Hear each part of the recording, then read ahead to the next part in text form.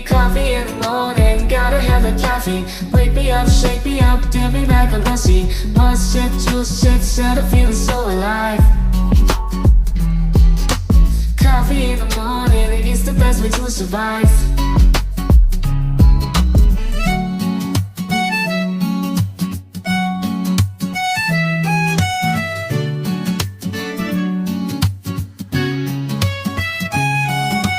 Woke up in the morning, sleepy eyes yawning.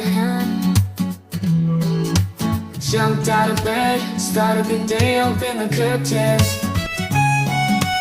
Felt the cool breeze, the sun shining on my face. But something was missing, I needed my job to chase. Give me coffee in the morning, give me coffee in the morning, gotta have the caffeine. Wake me up, shake me up, dip me back on pussy. Pause shit, juice shit, set of feeling so alive. Coffee in the morning, it's the best way to survive.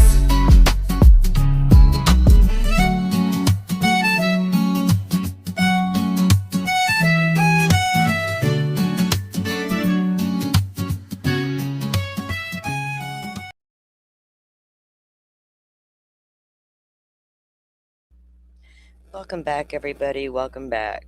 Thanks for coming. 1 second. All right. We are back. Phone's charged. We're going to finish this. Thank you for coming back. I don't know who all can make it back with us. I do appreciate those who are going to come back, and maybe they'll come catch us back on the replay. I just realized right before we went live, though, I think Defense Diaries is live, so some may be going over to check out the attorney take on it, and that's fine. But welcome back, everybody. Get in. You got your coffee? Good deal. I had to make some more, too, because y'all know I ate while the phone was charging and everything. I went and got something to eat. Well, I ate, went to the kitchen, got something to eat, and I promise you I almost fell asleep. It's like, whoa. So I had to get myself woke up. All right, good. Y'all can hear me. I hope everything's going well. Y'all had a nice little break. Oh, okay, Happy. I don't know. I didn't check their time. I did see it. I did see a notification. Okay, I see. All right. I'm back for more. Thank you. Thank you for coming back, Jill. Welcome, Gilletta. All right, we left off on page 43. Let me get to the page here.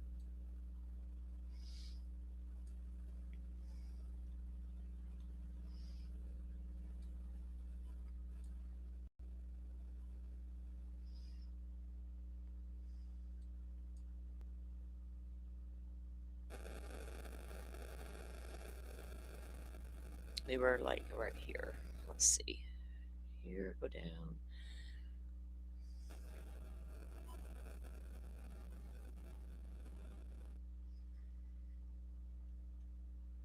Okay.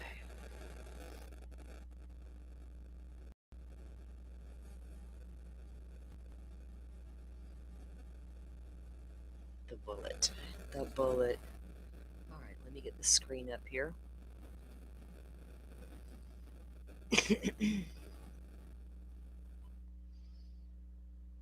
Hey, True Grit. Welcome back. Welcome back. We're just getting started. We haven't even started the finish reading yet. I thank y'all all for tuning in earlier, and for those of you coming back, and maybe those who miss it can catch on the replay or can join soon.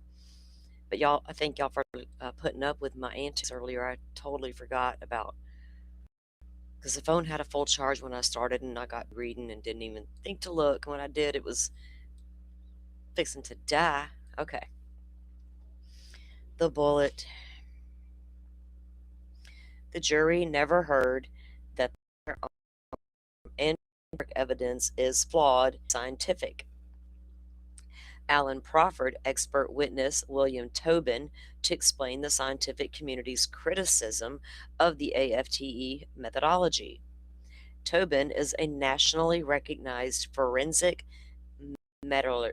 I say it wrong every time, metallurgist. He has extensive experience in metallurgy, bullet and lead analysis, and toolmark principles, along with a background in statistics. And if you go and you like just look that up yourself and do some research on it, you're going to go, wow, they kept this guy out. He is familiar with the President's Council of Advisors on Science and Technology, which has criticized the AFTE and methodology of toolmark identification. Tobin reviewed Oberg's work and was prepared to explain the flaws in the AFTE methodology. He has testified in over 297 cases, and he has been recognized by state high courts as an expert on this topic. See Welsh versus the Commonwealth. And so they're going to get her on that too by not letting him in.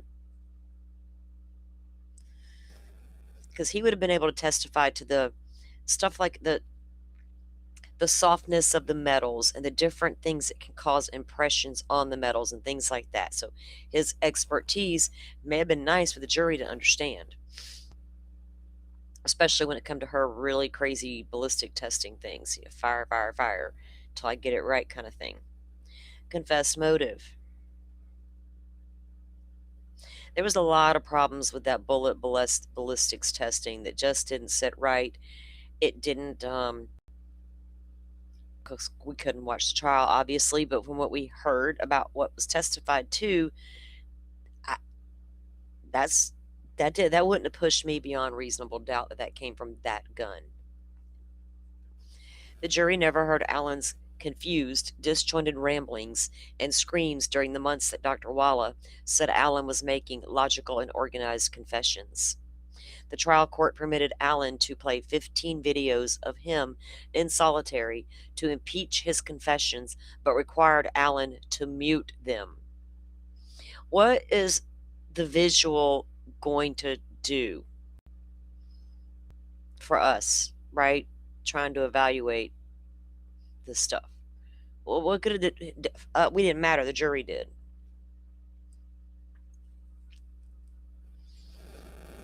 It's okay for them to see the feces stuff and all the other stuff we read about, but not to hear what was being said. That's weird.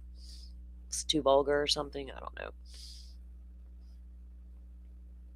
Guards extracted a skinny, wide-eyed Allen with blood on his forehead. This is in video number 972.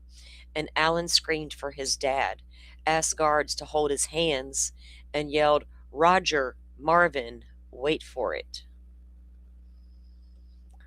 Video 980 on April 13th, guards ordered Allen to cuff up. Naked and confused, he clutched the sink and shook. When officers entered, Allen begged to be put on an airplane and told them not to believe his last confession. Video 1002, April 17th. While Allen being transported to see Dr. Walla, another inmate yelled, "Kill yourself, Richard Allen." Video 1007, April 17. During transport for a second injection, for a forced injection, I don't know where I got that second from, forced injection, Allen screamed, spoke incoherently, and asked for his mommy and daddy, rambled about suicide and time travel, and within 7 minutes claimed to be both the stupidest and smartest person ever, and repeated, "Wait for it." A guard told him the games are over and commented on feces on him. Allen responded tangentially,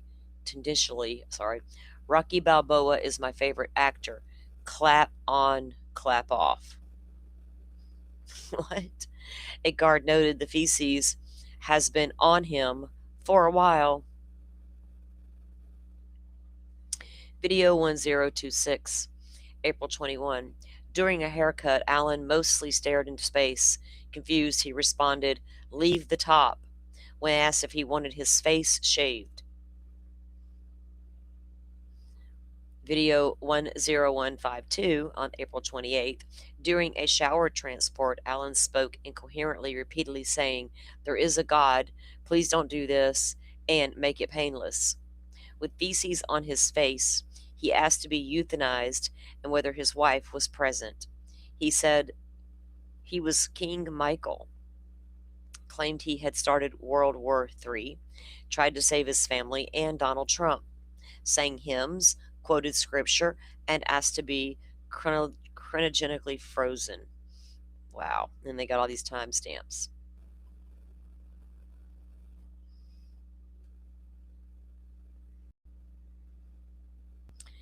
Video 1201. June 20th. Guards carried a catatonic, drooling Allen to the infirmary. The medical professional discussed with Allen his cholesterol and blood pressure rather than his non responsiveness. I was about to say, wait, what? In video 1201, June 20th, the guards carried a catatonic, drooling Allen to the infirmary. The medical professional discussed with Allen his cholesterol and his blood pressure, rather than his non responsiveness and involuntary jerking. Wow. Allen stared blankly when asked the date or season.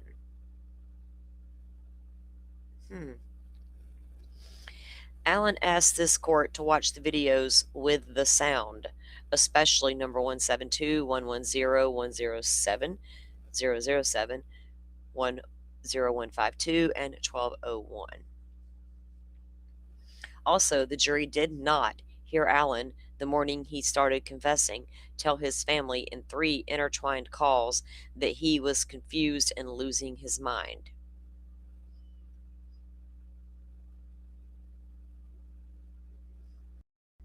In the first call at 3:12 m on April 3rd, Allen told his dad he was losing his mind and was uncertain how much longer he was going to be lucid. Allen said, "You guys know I would never do something like I've been accused of." Allen felt he had been mentally tortured, like he is in Guantanamo Bay, and that there were drugs in his coffee and Kool-Aid. Was he having moments of lucidity and he's like, what the hell's happening? They got to be doing something to me, right? Because you slip it. Well, according to the experts, he can turn it on and off. But he's like in and out, in and out. Allen felt he had been mentally tortured, like they were spiking his coffee and his Kool-Aid. Okay. In the call the jury heard at 5:14 a.m., Allen told his wife for the first time he thinks he killed Abby and Libby, and evidently did it. Which that is what he said. I evidently did it, hun. Evidently I did. Evidently I did is not a I did it and here's how. Well, why didn't he make Kohberger explain how? In the call the jury heard, okay, evidently I did it. Allen could not remember what he told his dad in the earlier call. Then, in a third call at 8:45 a.m., a panicked Allen told his wife he was not sure if his original call to her was a dream. He said he was not drinking the water or the coffee and questioned whether the attorneys who were coming to visit him were his attorneys. It's like, or now you're at that paranoid, don't trust anybody stage. Can't even drink the coffee, man. That's not cool.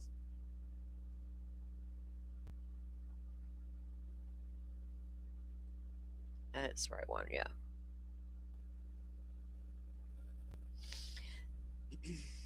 The jury only heard the second call with the confession, along with Trooper Harshman's opinion that Allen showed no indication he was under duress or stress when he made that admission.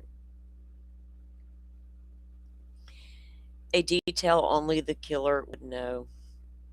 The jury never heard that Allen could not have walked the girls across the creek to kill them after seeing a van driving down a lane, as he confessed. The state had video showing Webert's van arriving home at 25 minutes after the pause in movement of Libby's phone. Now, lo and behold, turns out they did happen to have a video of a white van coming down that private drive. beelining it right toward that dude's house. But it's coming in much later than it's supposed to be coming in, to be somebody who saw somebody out there and spooked them. The state has videos showing Weber's van arriving home 25 minutes after the pause in movement on LG's phone and nearly 15 minutes after it stopped moving. Specifically, security camera footage from Weber's neighbor showed him arriving home around 2:44. And the state also had a report prepared by the FBI which confirmed that Weber's cell phone had arrived around 2:50.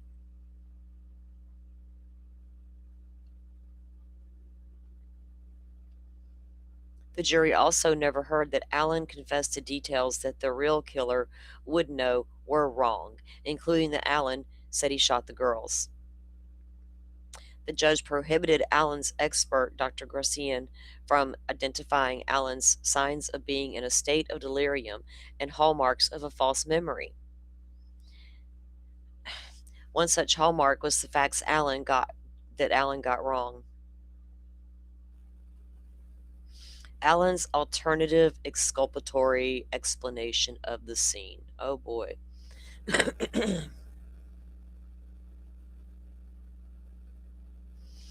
Yeah, the white van spooking the whole situation. Like, a lot of us are like, what? Especially when we saw the video, we could see the timestamp, we could see the Lord.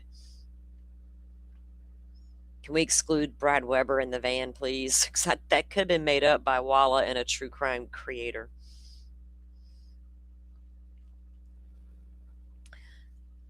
Allen's alternative exculpatory explanation of the scene. The jury never heard that.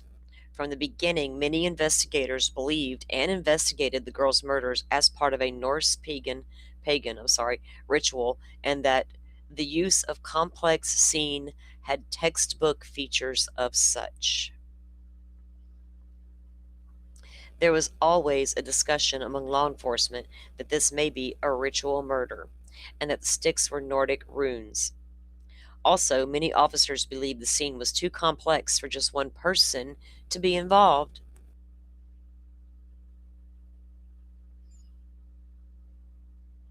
Within the first week, the Carroll County Sheriff enlisted the FBI's Behavioral Analysis Unit to evaluate whether the sticks related to pagan rituals.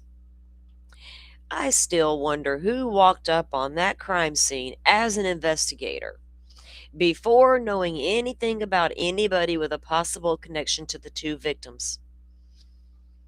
Before that was discovered, who was the first person to look at that scene and say, boys, this may not be what it seems. This appears to be off. What led them to first decide, or to even think, that might be what was happening in those woods? Was it the crime scene alone? Or was it the fact that you got this one name for this one guy and they're like, oh, wait, whoa.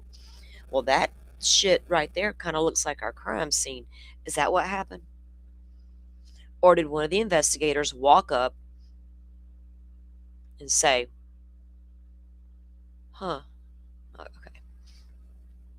After examining the evidence, the BAU declined to exclude pagan ritual as a plausible explanation for the murder scene. It remains possible a new believer or rogue believer in Odinism was involved in the case.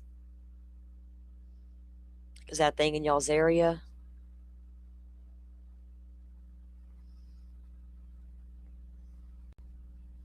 Like, it happened that one time here with that one dude, and everybody's like, whoa, wait, Wiccans. Like, no, it's just that one dude. It's just him. He's rogue. And he was.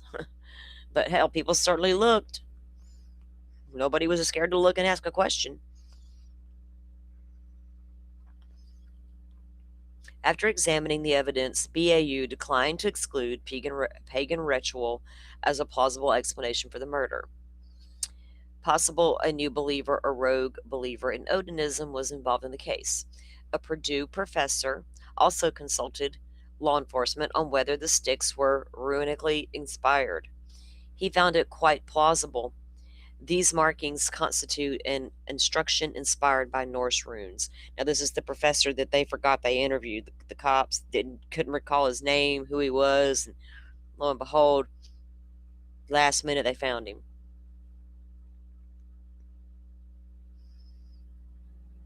Like, why didn't he just come forward and say, "Hey, y'all remember I was that guy"? But yeah, that didn't happen either. I can't with people. He found it quite plausible these markings constitute an instruction inspired by Norse runes. Law enforcement consulted with an undercover ISP trooper regarding the sticks and the bloodstain on the tree. An undercover trooper. Boy, them boys is everywhere. The officer was familiar with Norse pagan symbols through his covert intelligence. Guys, they got state troopers on covert intelligence watch. And through his investigations, he's familiar with Norse pagan symbols. I'm assuming those investigations are within the area, right?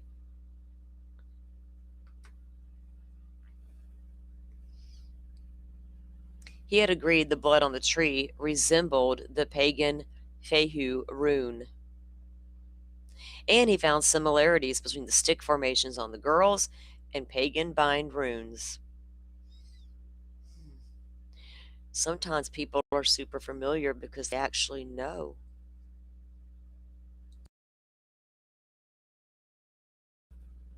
Once Allen was charged with the murders, the defense team consulted a nationally recognized expert, Don Permeter, who found 7 features of a Norse pagan. Why do I keep saying that? Pagan ritual. They include location.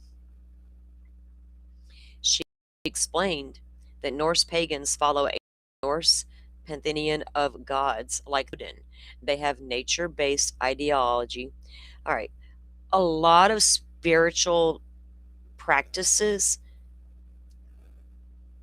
pagans, all of them. Nature is a huge part of it. They have nature based ideology where events and rituals are conducted outdoors in wooded areas and near water, near bodies of water. Now, I know people that when you say the word rituals, it invokes this crime scene, but a ritual can involve something that has nothing to do with unaliving anybody, right? Yeah, and then some rituals they go this far. It's crazy. They have nature-based ideology. Okay, and events are where events and rituals are conducted outdoors in wooded areas and near the waters. This murder occurred outdoors in a clearing and near a creek, so it had all the elements that they would like, right? Especially the opening like that and to be so close to the water. Norse pagan rituals often occur on Norse holidays or events. The Nordic holiday, Valisblot, which honors Odin's son, Vali, begins at sundown on February 13th and continues until February 14th. The girls went missing near sundown on February 13th, and they were found the following day.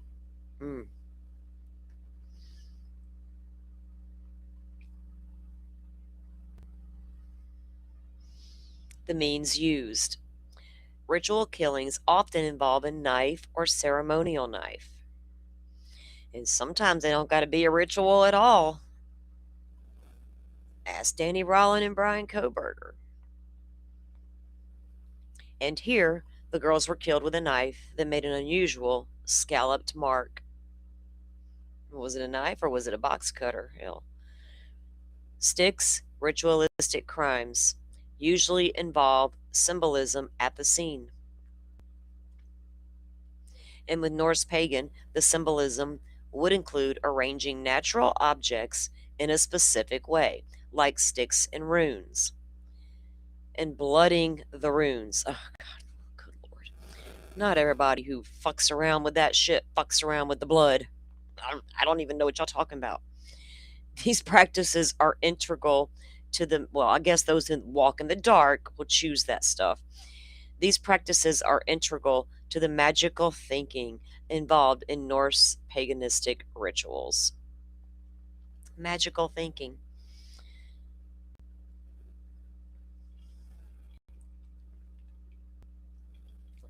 I can make magic happen.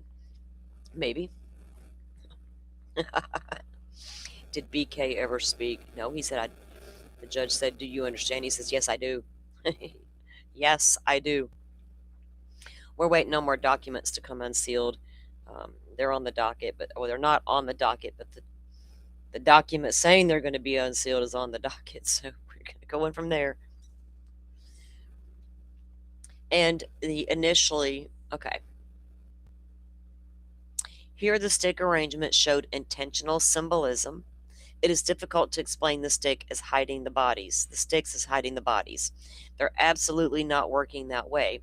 They're not functioning that way. The stick arrangement on Abby mirrored the Norse rune Gabo, and the intentionally placed stick formation on Libby looked like a Nordic bind rune. Now, these alternate sucks loved their runes, and they loved making them themselves and playing around in the woods with them. Ritual sacrifices often involve blood loss and torture. The girls' throats were cut, and they suffered a prolonged blood loss, which is indicative of a sacrificial offering or initiation type.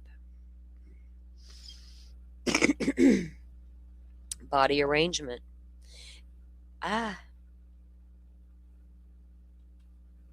did it again. Go up. In rituals, the sacrifice will be displayed or arranged at the scene in a manner that is significant to the group. And an upside-down hanging body is an important element of Norse paganism because Odin hung from a tree for 9 days before discovering runes. A lot of this goes back to Greek mythology as well. Like Abby's positioning, the classic image of Odin depicts him with one leg bent behind the other.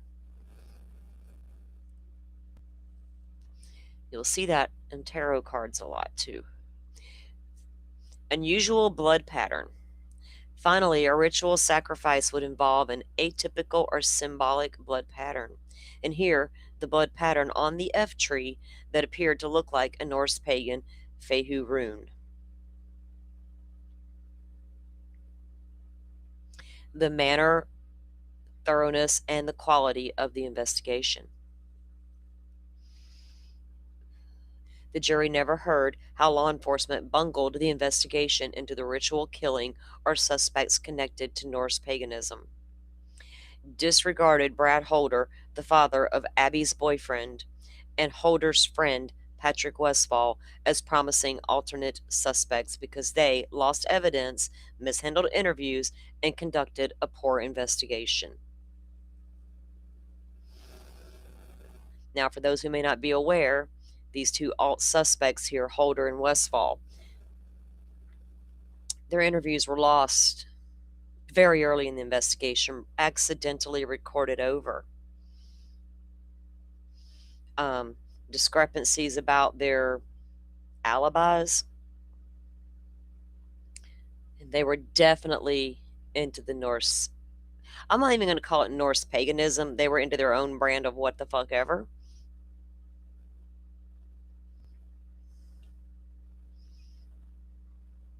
Investigation into ritual killing. After examining the scene, several officers believed the scene was too complex for just one person to be involved. When the BAU evaluated the murder scene, it found it noteworthy. It found it noteworthy AW was clothed, Abby. Allowing Abby to dress ahead of time suggests the suspect felt differently toward her, including a possibly heightened level of guilt or regret, or at least compared to Libby.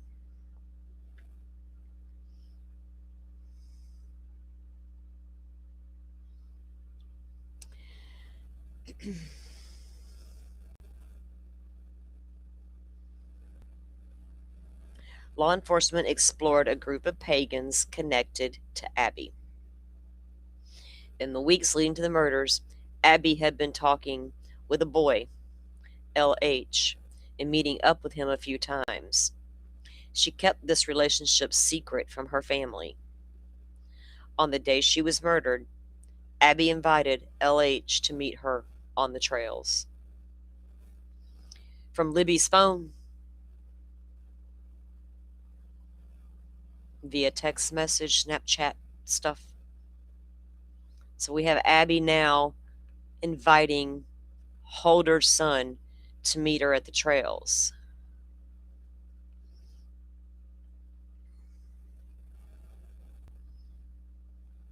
Now, he goes to a different school in a different county and was allegedly in school that day. Abby and Libby had the day off from school for a snow day in their county.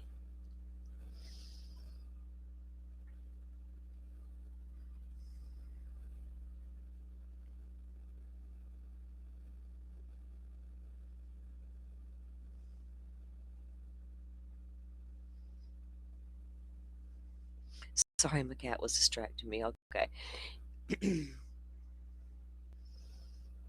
LH had school, so he declined. Well, who did he tell anybody they were going to be out there? Maybe I shouldn't say some things out loud. While law enforcement was searching for the girls on February 14th, they learned about LH and Abby's secret relationship. They pulled him out of class in Logansport and searched his phone. That moment, he texted his father, Brad Holder, "She's missing." I'm assuming Brad would know who she is.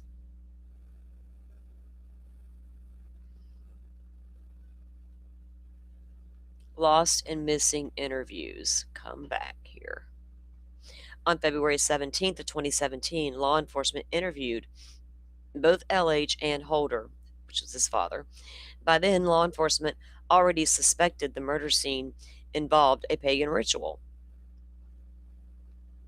During his interview, Holder reported being involved in a pagan tribe. This thing is driving me nuts. Go, get your ass back up there.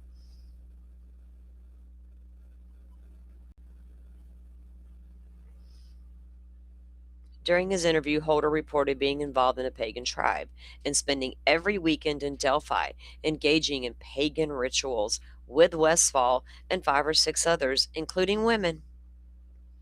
We got a whole tribe of them practicing their brand of Odinism. These rituals involved animal sacrifice and human bloodletting. Whoa.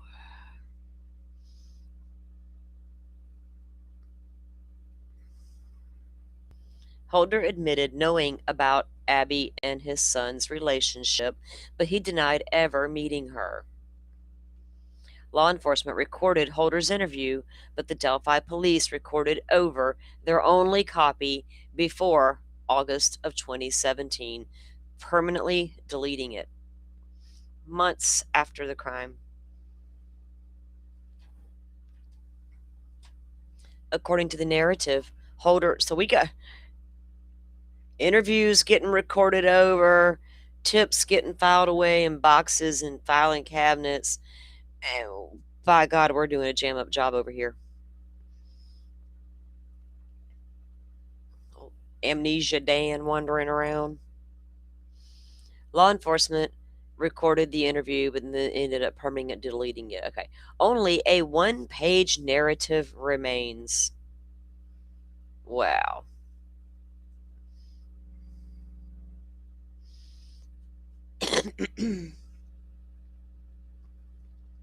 According to the narrative, Holder told police he owned a .40 caliber Smith & Wesson, but law enforcement never collected it. Nor did they collect his cell phone. Well, Lord. On February 19, 2017, law enforcement interviewed Westfall. They failed to record this interview. Only a 5-paragraph narrative remains. According to this narrative, Westfall knew the woods where the girls were murdered very well. He reported knowing the girls but denied ever meeting them. You knew them, but you never met them.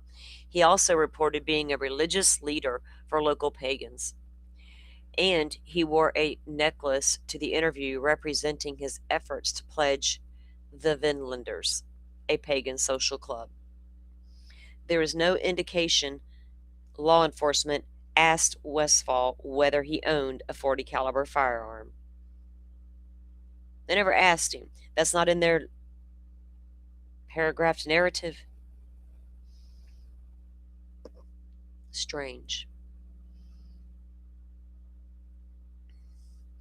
Well, hey, you guys say you didn't do it. Hellfire. Shit. Go on home, boys. Alibi investigation. When asked for an alibi, Westfall claimed he was home with his minor son. And Holder told the officers he was at work at Liberty Landfill. Now, there's discrepancies behind Holder's clocking out, times of going home, and all that. But over here with Westfall, the only person that can corroborate anything is a minor child. The minor child of the parent of the person that need an alibi. Okay. How long have I been covering this case? Since I started my YouTube channel, but I'm not like dedicated to Delphi. I would cover it, during when documents and stuff were coming down, the trial, all that stuff, and all the stuff that came after that. We were getting video drops of the interrogations and all that. So I do know a lot. Don't know everything, but I do know a lot. And this is not I tried to watch a blind read yesterday by, I think it was an attorney who didn't know anything about the case, or says he didn't know anything about the case. So it was hard. It was painful because they didn't understand a lot of it. They had a lot of questions. Alibi investigation. When asked for an alibi, Westfall claimed he was home with his minor son. And Holder told the officers he was at the Liberty Landfill. On April 13, 2017, officers visited the landfill to investigate and spoke with an employee, Susan Case, who provided a printout showing Holder swiped out of work at 2:45, which was 30 minutes after the Bridge Guy video. No, crime, I don't. I don't watch a lot of people. I'll be honest. I'm a consumer just like all of you. And I don't venture off over there. On April 13th, I haven't even watched anybody's coverage on this particular drop. Of like 5 or 10 minutes, and then that was it. Because I hadn't done it myself yet. I don't like to watch other people's content until I do it myself, and then I'll go watch, right? On April 13, 2017, officers visited the landfill to investigate and spoke with an employee, Susan Case, who provided the printout showing Holder swiped out of work, which was 30 minutes after the Bridge Guy video. Case invited the officers to review video to confirm the printout's accuracy, but they declined. Nor did they interview other employees. They just took the printout, like, oh, this is all we need, right? Even though she offered more. Interesting. Unified Command marked Holder as cleared suspect. Well, shit, I thought y'all marked Bridge Guy's tip as cleared too.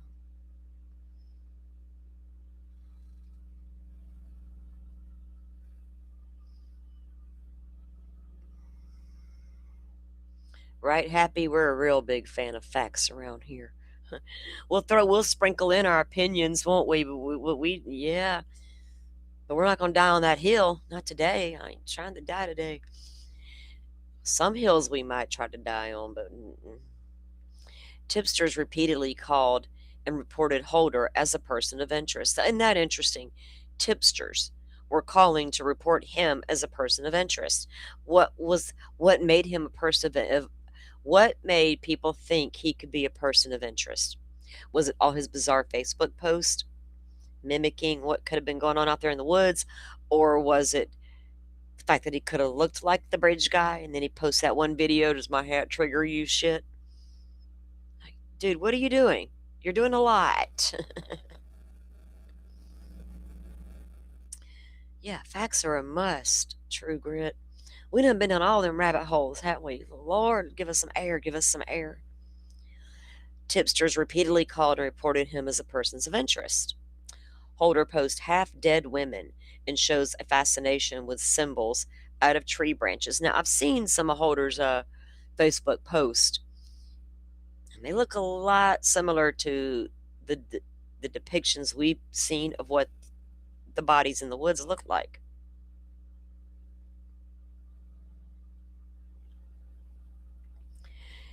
Tipsters repeatedly, I said that part. Okay. Each time a tip came in, law enforcement marked it cleared. Nothing further, covered, or alibi confirmed. So how many times did, yeah, half dead, right, real happy. How do they know on a picture? Oh, Lordy, yeah, half dead women. So I'd like to know exactly how many times a tip came in on this guy.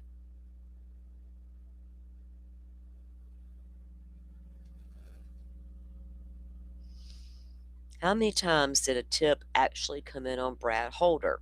And what did those tips say each time? Cleared, nothing further, covered, alibi confirmed. Who cares what these people say? That damn printout said he was at work. Damn it.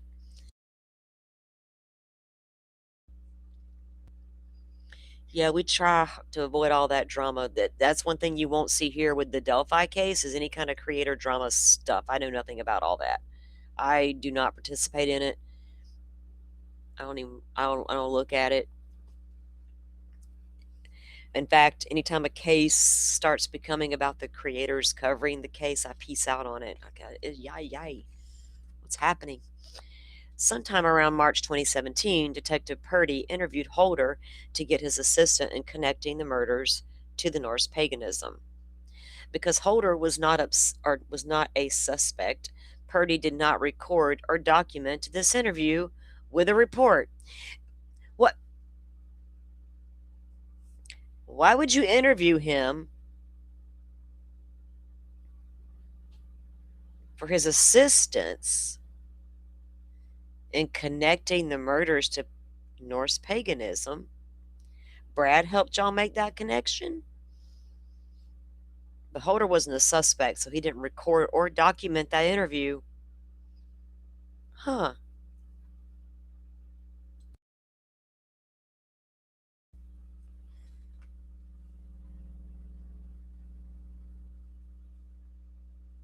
Crime Design, I don't know what you're even asking me at that point. Y'all don't do creator drama. Y'all good? I don't know him. I don't know that dude. We don't have any interactions. If you're speaking about that one guy you brought up a minute ago, I don't know him. I don't watch that channel. I just know there's drama out there. There's drama in every case, right? With that stuff. And I don't know him. I have nothing to do with any of that. I couldn't even tell you what that's about. That's why we don't do it here because it derails the conversations, right? I don't know what that's about.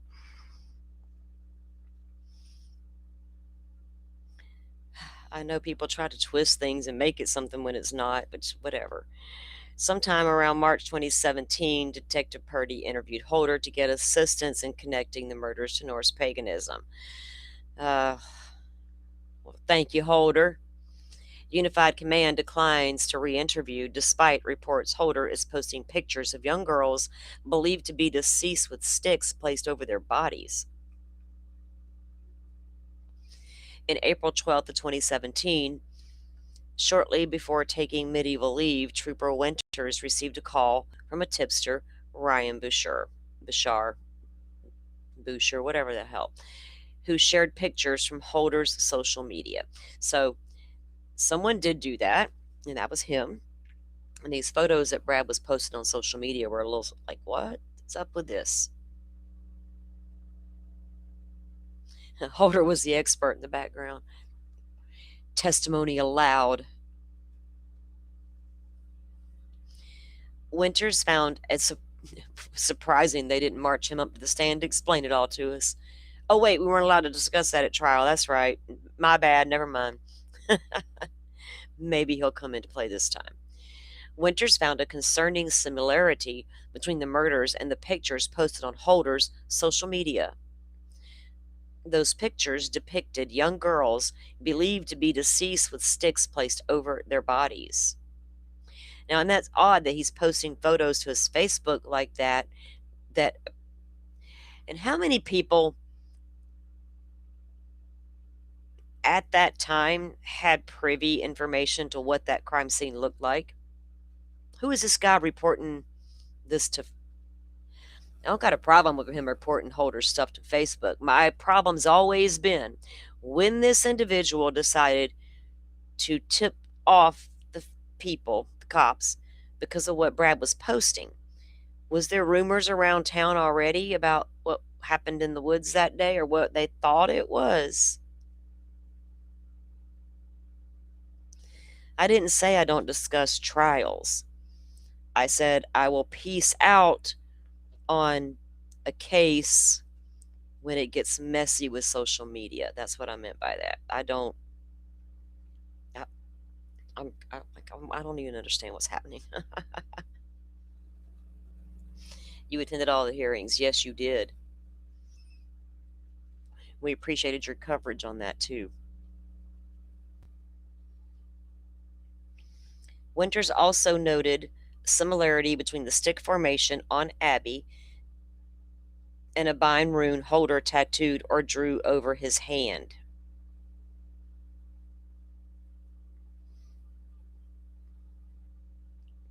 Basically, I took a Gibo rune and an Isa rune and I made a bind rune. That's what he says. That's what Holder says. Holder's social media also featured him holding guns and homemade knives.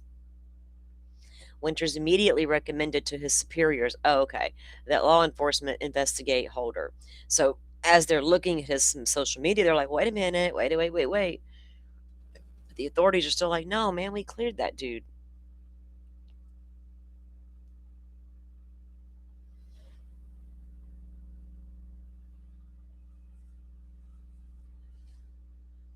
Yeah, Grit was down there for the closing arguments. She wasn't able to attend the trial every day.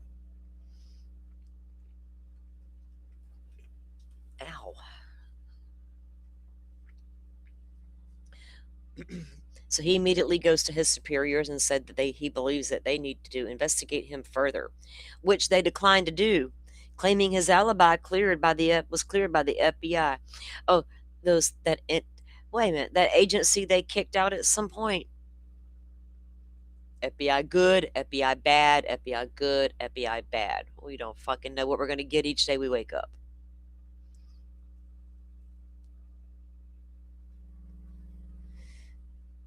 Yeah, Bob covered it. Bob attended. Andrea Burkhart, Lawyer Lee, that other freaking lady we're not going to mention. I watched all that coverage. We had no choice. Thank God for the good people that were there, because we weren't allowed to watch the trial. We had to rely on the people that were there.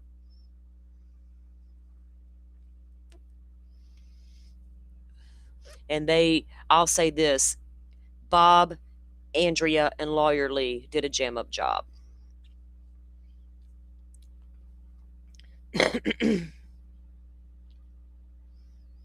Holder's social media also featured him holding guns and homemade knives.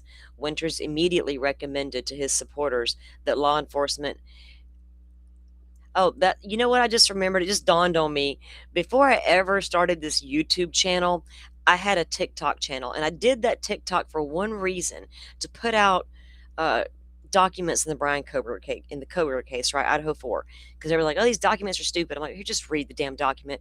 Well, then I began to put out TikToks on this case. Boy, oh boy, they were a hit. I don't do the TikTok no more because it's weird to me. I'm not a TikTok person. They tried to get the app was constantly trying to get me to go live. I'm like, y'all are weird over here. I dipped out on that shit a long time ago because this channel takes a lot of my time. But yeah, so I got a lot of things on that case that y'all don't see here on my YouTube. I just thought about that. But I do got some videos and shorts out there because I came hard at these guys for a while. Winters immediately recommended to his superiors that they investigate. Okay.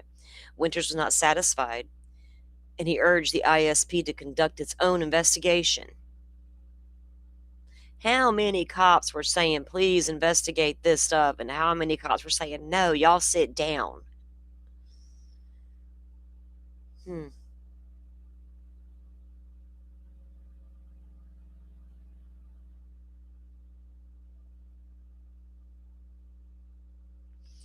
So he encourages the ISP to go do an investigation.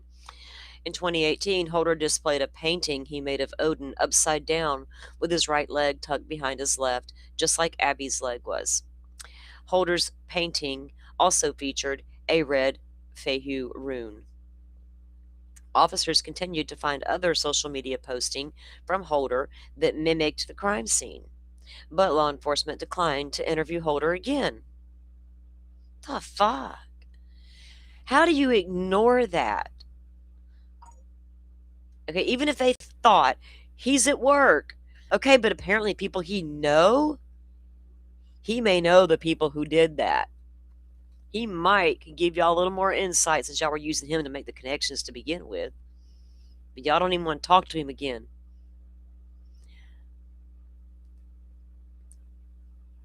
And I can only conclude that somebody in town, powerful, is a part of that group and doesn't want to be outed. That's always been where I sat with that if we're going to go with that theory. And it's probably more than one. Letcher County, Kentucky type shit. Shh, I'm not in that.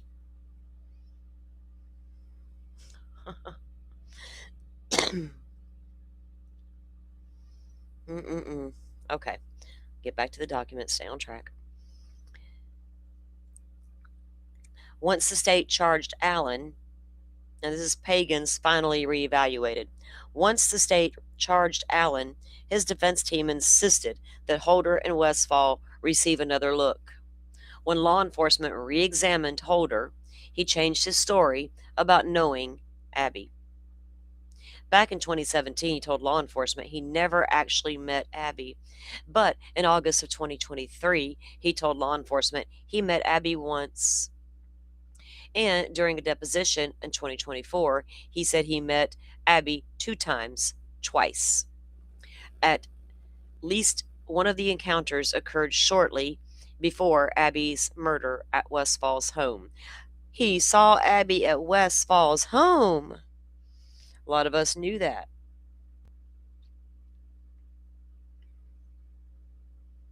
So the 2 alt suspects knew this one child. Here she is in one of them's house and dating the other one's son.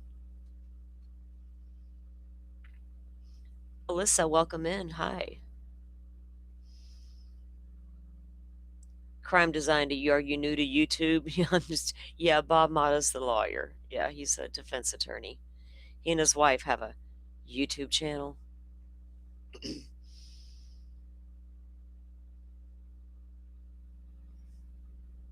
Much bigger than this one. You think Bob is a prosecutor? Are y'all talking about Bob Mata? Why are we... Bob Mata's a defense attorney with his own channel, and he can speak for himself. I don't know that dude either. Onto the document. I don't know nothing about all these other people.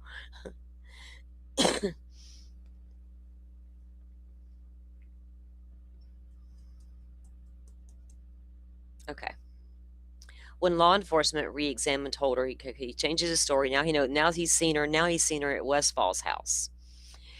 At the insistence of Allen's counsel, law enforcement finally examined Westfall's alibi on August of 2023. Westfall's son, who was a minor when the murders occurred, could not remember if he was home with his dad when the girls went missing. This time, law enforcement collected Westfall's phone, but he deleted data before turning it over. Fuck. 2023. The crime occurred in 2017, and we're just now taking the guy's phone?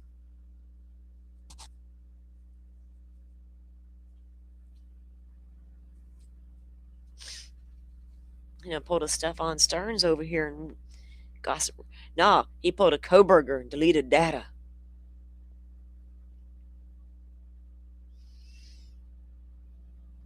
On April 4th of 2024, Allen's counsel deposed Case, the Liberty Landfill HR officer. That's where Holder worked. In February of 2017, Liberty Landfill was operating 2 staggered overlapping shifts, one from 5 a.m. to 1:30 p.m. and a second from 7 a.m. to 3:30. On the day the girls went missing, Holder was scheduled to work from 5 a.m. to 1:30, but his badge swiped out during the second shift around 2:45. He left late. Holder did not have sole custody of his badge.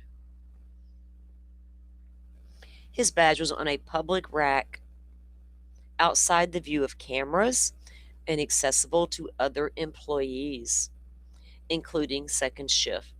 Y'all, keep your damn ID badges close by. There was no lock on the badges, and Holder's name was prominent on his badge. If somebody left when they were supposed to, but somebody else clocked that person out an hour or so later, would that be known? Good question. Hey man, I'm leaving now at my 1:30, but clock me out about 2:45.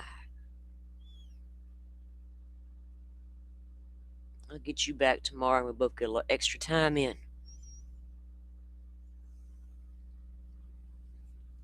When the state moved to exclude any references to the state's investigation into third parties.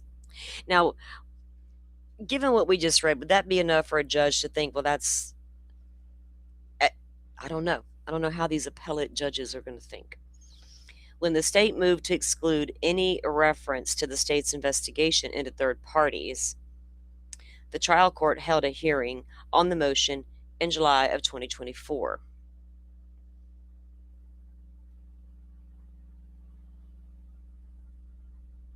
At the hearing, Holder's wife testified that in 2018, Holder told her he had a fight with Westfall because Westfall wanted to up from animal slaughter to a different type of sacrifice.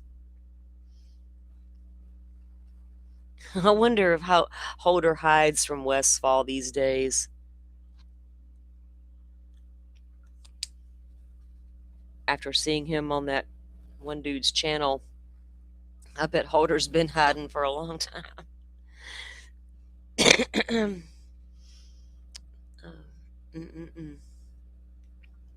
At the hearing, Holder's wife testified that in 2018, Holder told her that he had a fight with Westfall because Westfall wanted to move up from animal slaughter to a different type of sacrifice. She also testified that Holder claimed that Westfall killed Abby with others and that she needed to keep her mouth shut about it.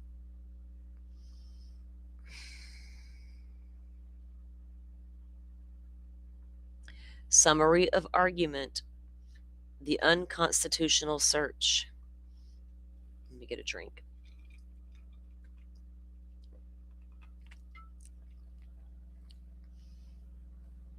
Patrick Westfall's done a couple of interviews on a YouTube channel out there. If you search it, you'll probably find it.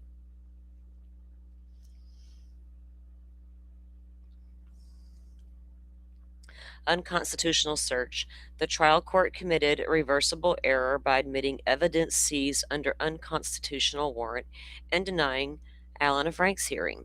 Detective Liggett obtained the warrant for Allen's home by only omitting and altering witness descriptions to connect Allen to the bridge guy, and by misrepresenting, that Allen admitted he wore a blue Carhartt like bridge guy. The misrepresentations and omissions misled the judge into believing multiple witnesses saw Allen and his car, when in fact they described someone else and a different car. Once the affidavit is corrected, there is no probable cause. So there was exculpatory information that was excluded, like the other descriptions and the other vehicle descriptions, right?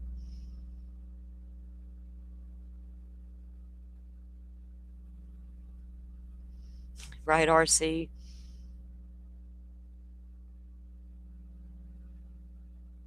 It is on the search. Just hashtag Patrick Westphal. Maybe it'll come up. Yes, True Grit. He actually did do a couple of channels. You're right. I know I didn't even review one of those all the way because I just couldn't deal with that person. but the main ones he did, I have reviewed several times, like making sure I pay attention to what was said, right? Because that's the important takeaway to me. What you're saying is the important shit. I'm not even looking at the screen. I'm just laying here listening because I don't want to be distracted by anything but what you're saying. Multiple witnesses saw Allen and his car when in fact they described someone in something different. Okay. Once the affidavit is corrected, there is no probable cause.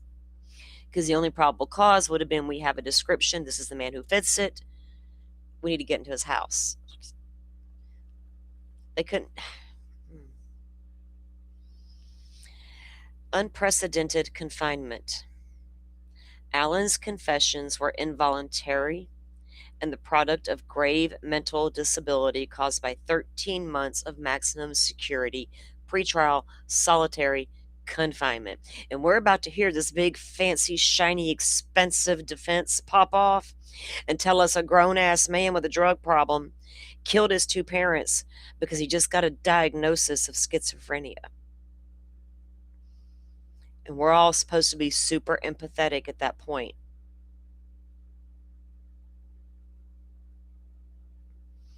But ignore 13 months of solitary confinement in a maximum security pretrial solitary confinement situation, which exceeded IDOC policy and caused psychosis, paranoia, and confusion, while state actors were indifferent to his deterioration. Admission of these statements violated both federal due process and Indiana's protections against unnecessary rigor, and the error was not harmless, requiring suppression. How they even call it a harmless error, right? No error is harmless in a criminal trial. Alyssa, I understand. You're right. That's my problem. Schizophrenia is a real thing. I heard that man give his own interview. I heard it with his own mouth. My first intervention was at the age of 14. I was in rehab at 15, and he laughed and joked about his addiction. How he couldn't wait to get out of rehab, and he played the game because he wanted to go back home and do what he was used to doing. So between the age of 14 and the age of 30 something, how many diagnoses did we have until we got to schizophrenia?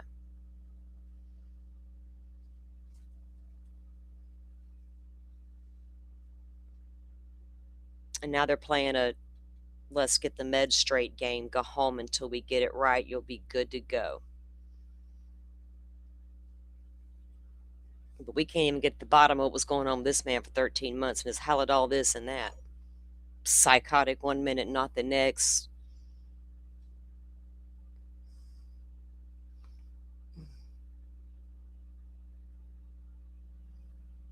Admission of these statements violated both federal due process and Indiana's protections against unnecessary rigor, and the error was not harmless, requiring suppression. Unfair trial. Look, we don't want unfair trials for anybody because you could cause a guilty man to walk because of stuff like that. You can cause an innocent man to go to prison because of stuff like that. Either way, the victims lose.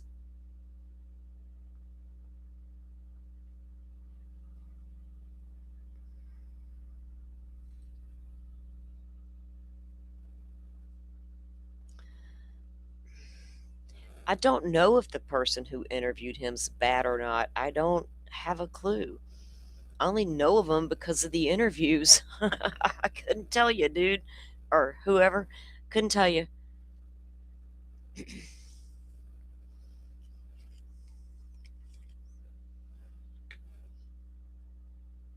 I think Walla referred people to go watch him, though. Go back to the document, or actually the screenshots of her in the Facebook groups. She'll tell you who he is.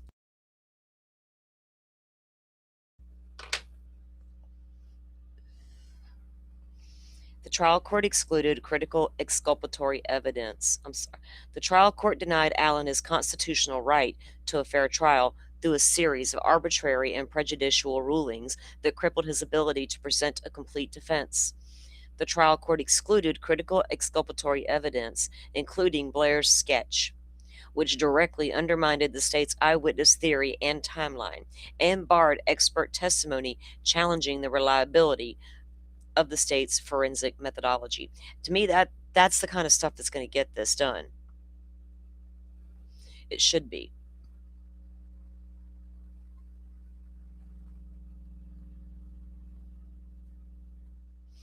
Grit, people should not have their rights violated. Period. I, I'm at a point, and I've been this, because I've been looking at prison systems for decades. My mom got me interested in all that stuff, right? Everybody's not in there forever. So, and don't go breaking all their, don't, we can't not care, as a society. I don't want to not care about things. I care about victims, and I want all of their rights preserved, and I want the constitutional rights preserved as well. Our forefathers thought enough about that to know we could get railroaded if they're not careful and give us guidelines and safety measures, right? And that's happened. And we need to uphold those because they're important for everybody. And victims will get justice if that's upheld. Yeah, nobody's rights should be, but they're just trampled on far too many times, and it's not talked about enough because there's this, oh, they're the bad guy thing, right? No, my mom did not get me arrested. My mom got me interested in the criminal justice system.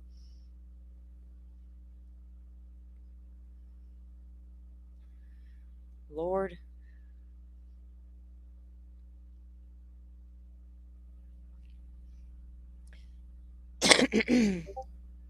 The trial court denied his constitutional right to a fair trial through a series of arbitrary and prejudicial rulings and crippled his ability to present a complete defense.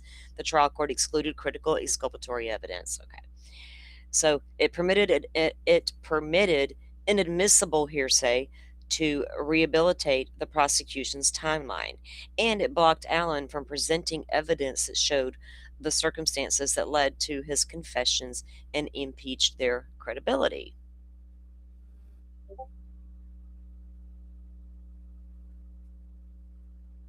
Yeah, I agree, Grit. Everything that was done is appalling, the whole thing. I mean, just from the work from the jump, how this whole case was handled, what was done in the beginning, and how they felt like, did they honestly think that we would just turn a blind eye to all of it because, hey, you got the guy kind of thing? I don't know. As long as you got the guy, we don't care. But did you get the right guy, Why keep it all in the dark if you got the right guy? Strangest thing. And a lot of these cases are getting super locked down now. They're like, oh, we can't even let the tiniest thing out, man. Y'all run with it. You run wide ass open with it. We're like, and you're right here on YouTube. Not everybody's watching us. We wish they were, but they're not. All right.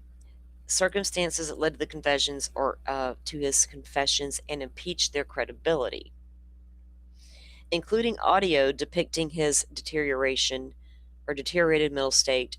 The court further prevented Allen from introducing substantial evidence of third-party guilt and incomplete investigation, depriving the jury of context necessary to assess reasonable doubt. To assess reasonable doubt. How can we assess something if we don't have all the information, right? That's so hard. Like, I'm in such an information, give me all the facts, I can figure it out kind of thing.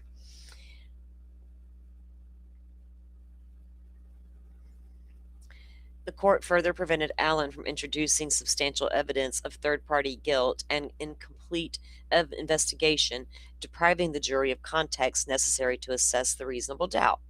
Collectively, these errors violated Allen's 14th and 16th rights and created a fundamentally one-sided proceeding.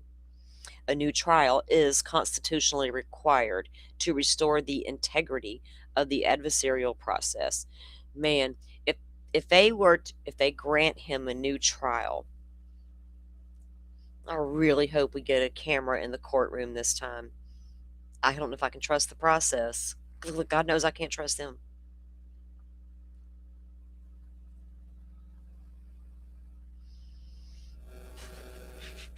Grit. It's a wonder you didn't go crazy. Did you go off the rails of the crazy train, listening to all that mumbo jumbo? And the energy in the air alone was probably right.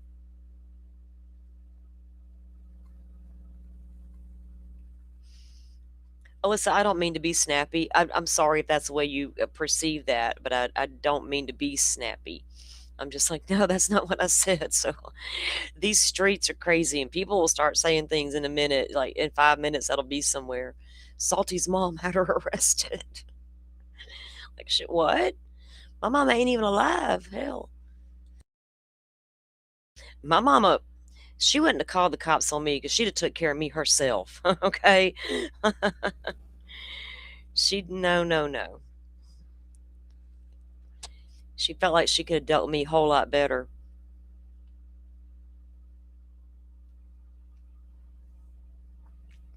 We have a very chilled community here. We try to keep it that way.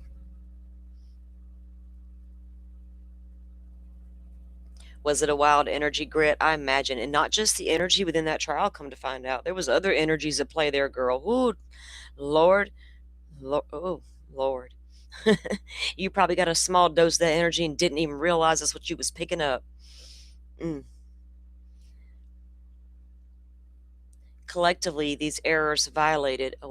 The court further prevented Allen from introducing substantial evidence of the third-party guilt of the incomplete investigation, depriving the jury of the context necessary to assess reasonable doubt. Collectively, these errors violated Allen's 14th and 16th Amendments and created the fundamentally one-sided proceeding. A new trial is constitutionally required. I wonder how long do they have to make these decisions once they get this and read it and go through all. There's a whole bunch of exhibits attached to that. Sleuthy put it together in a beautiful little Google Drive as usual, and I haven't went through it yet, but I have them all. I think there's 13 total. Yeah, 13. The argument: the trial court committed reversible error by admitting evidence seized from the unconstitutional search of Allen's home and denying of Frank's hearing. Hey, Simi Sharp.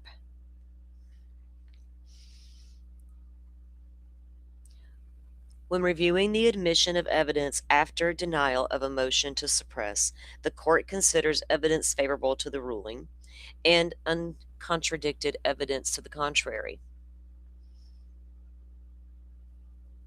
Factual findings are reviewed for clear error, but the constitutionality of a search is reviewed de novo. It says Holder, Northeast 2nd. Oh. Allen filed a motion to suppress, a motion for Frank's hearing, amended request, and lengthy memorandum with exhibits, and they list those. The trial court denied the motion and a hearing.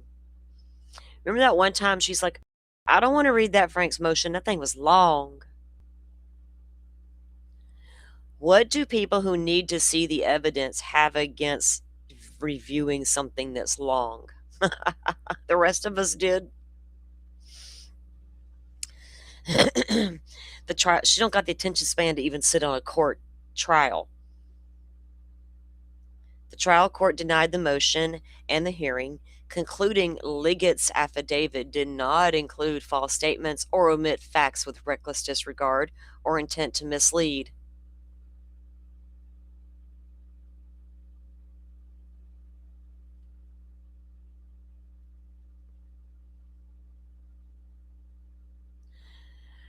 The trial court erred by concluding Detective Liggett did not make false statements or reckless omissions in his affidavit. Both both the state and U.S. Constitution guarantee that no warrants shall issue but upon probable cause, supported by oath or affirmation. U.S. Constitution and amended in its states articles, the state must include all material facts in a warrant application, including facts that cast doubt on the existence of probable cause and a source's reliability. Now, of course, you want that because y'all don't want them just to be able to come to your door and say, "We're coming in." Like, hold on, man.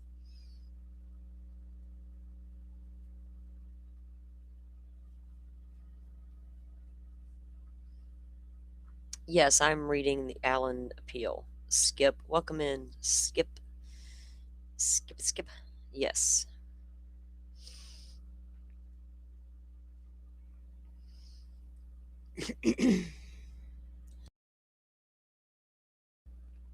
A warrant is invalid if the police omitted facts with the intent to make the affidavit misleading or with reckless disregard for whether it would be misleading, and the affidavit supplemented with the omitted information would have been insufficient to support a finding of probable cause. Because if you only got in the door based on a sketch and a statement 5 years old that I was there, because you don't know if he's got a gun yet that matches that bullet y'all got. So why not be able to go into the other guy's house from the other sketch if you could find him, right? Oh yeah, he ain't never been found, has he? Young Bridge guy's never been found. The defendant must prove a reckless or deliberate false statement by a preponderance. This is Franks versus Delaware. That's where we get the Franks from. An officer omits evidence with reckless disregard if the officer withholds a key fact in his ken that any reasonable person would have known that the judge would wish to know. Yeah, a bullet was there. Before they went into that home to search it, they didn't even know if that man owned a gun that would have or could have been matched to that bullet, right? Anybody with a sketch could have had a gun to match. But at the time they searched that house, they didn't know if he had that type of gun in there or not. So they didn't get the search warrant based on that.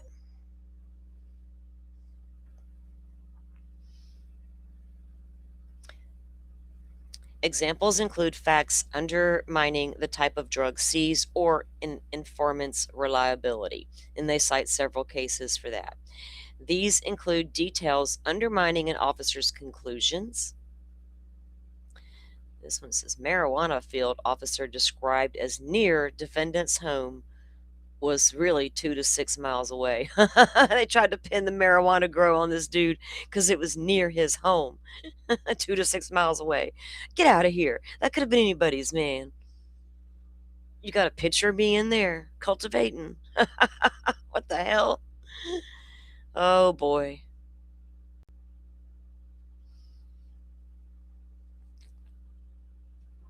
This county was one time known as the largest producing county in the state of Florida, and they sent it all up in smoke that one time.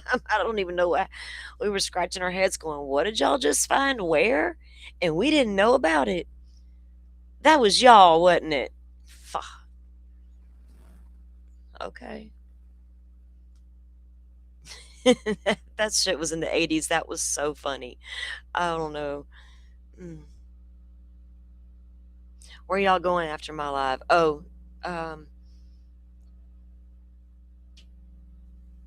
Buzz Nation got something going on? Or oh, wait. Did y'all say Shorty's back tonight? We found a blunt 6 miles from your house. You're going down. Possession. Well, shit.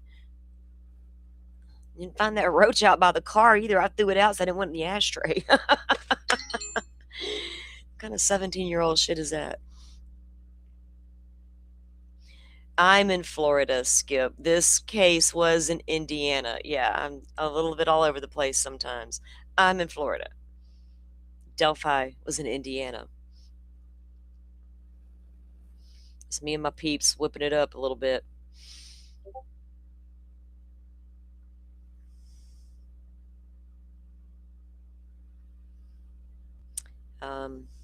Detective misled court by incorrectly reporting witness's description of suspect, equating description with the defendant.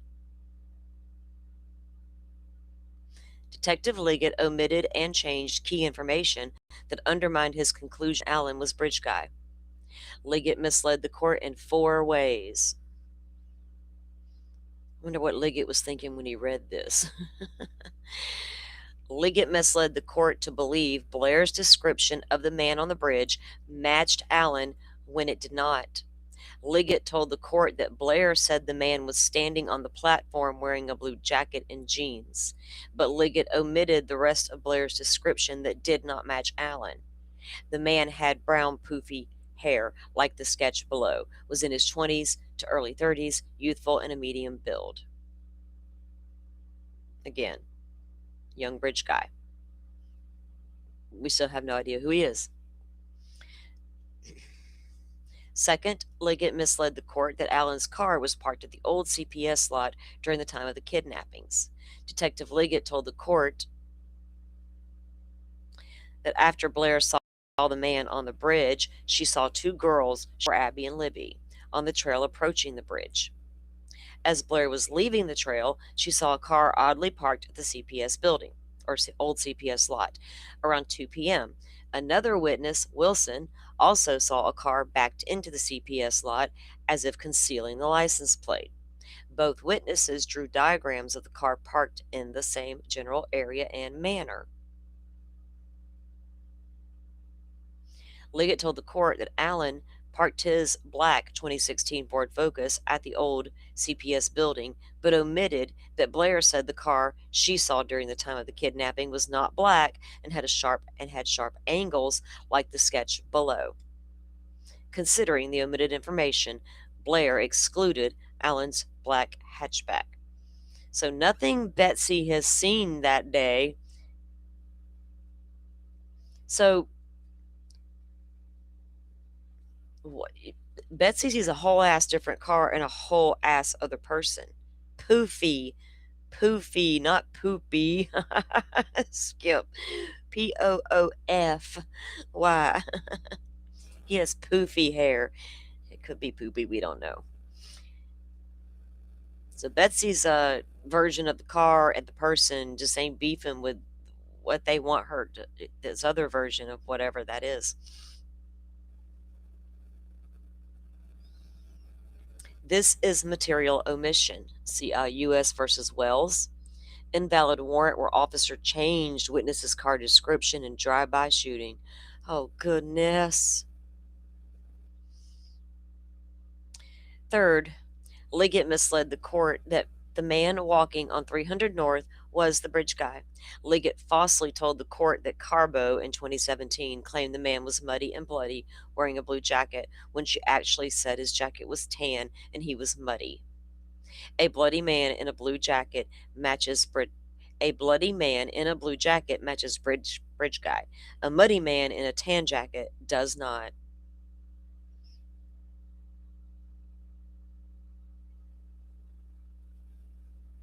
What time is Shorty going on, guys? Let me know in the chat. Like 7-ish or something. Or no, she's probably going here soon. Liggett also admitted that Blair told him the man she saw on the bridge was not the same person Carbo described. ISP even released a public statement the men are not the same person. Fourth, Liggett connected Allen to the bridge guy by falsely claiming Allen admitted wearing a black or blue Carhartt and head covering. Now, for those of y'all who aren't aware, they came out and did this whole press conference thing to bring out that second bridge guy photo sketch. 5 o'clock my time. That's like in just like 10 minutes. Okay. Thank you, Forrest. You're like 3 p.m. I'm like, no, he knows. He knows. Y'all know I don't care about all that clocks, calendar stuff. Y'all gotta thank you. Look at my mods taking care of me. They know me. That'd be 5 Central salty. Thanks, guys. Fourth, Liggett connected Allen to Bridge Guy by falsely claiming Allen admitted wearing a black or blue Carhartt and head covering. The man the 4 girls saw wore the same clothes as the man on Libby's phone. The clothes Allen admitted he wore matched the clothes by the individual on the bridge in the photo taken from the video, but Allen told investigators he did not know what he was wearing.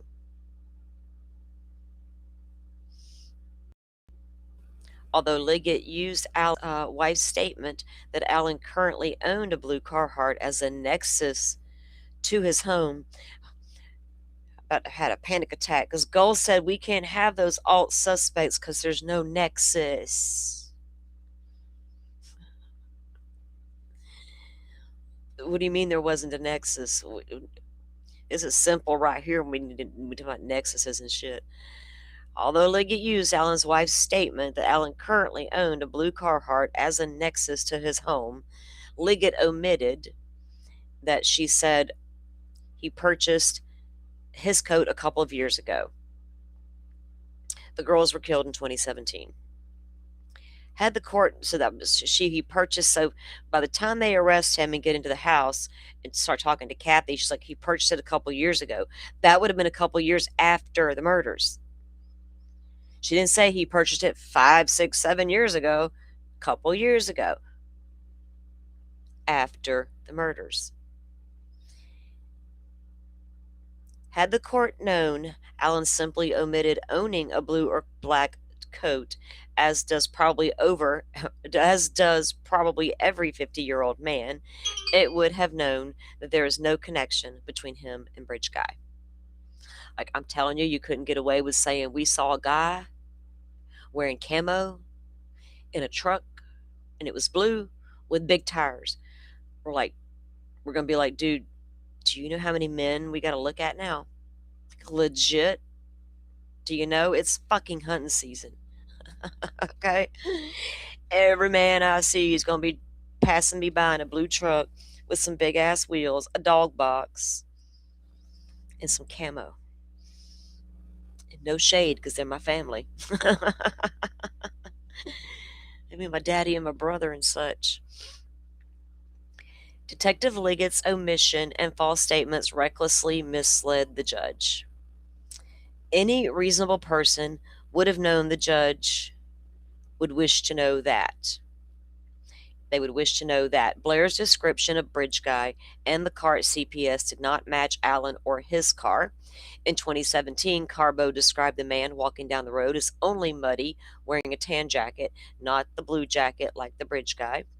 3. Blair did not believe she saw the same man that Carbo saw. 4. Allen never said he wore a blue Carhartt or head covering like the Bridge Guy, and he bought his Carhartt a couple years ago before 2022. The omitted and false information strikes at the heart of Liggett's conclusion that Allen was the man on LG's phone. The state's probable cause relies on a tight timeline, making Allen the man the 4 girls saw on the trail, Blair saw on the bridge, and Carbo saw on the road. Any judge would want to know if witnesses described someone other than Allen, his car, or Bridge Guy. I don't know, but something about all that scared that judge real bad.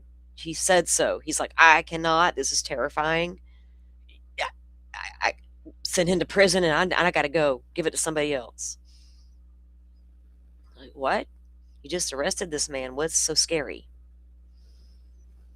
Moreover, he knew them sending him to prison was going to be a bunch of old backlash, if you ask me. Okay, Simi, they'll all see you there. So I'm not going to keep them too much longer. We'll probably come back tomorrow and finish up this read, because there's no way we're going to get through this whole thing tonight. Moreover, the fact that Liggett lied. Camp Shorty is a friend of ours who has a channel, guys. One of you mods, if y'all want to drop her link in, if y'all want to go check it out afterwards for a little Camp Shorty fun. I don't know what she's got planned over there, but we'll go check her out. Moreover, the fact Liggett lied twice in the affidavit about the connection between Allen and Bridge Guy shows more than reckless disregard for the truth. These falsehoods were directed at connecting Allen to LG's video, which would otherwise include any white male.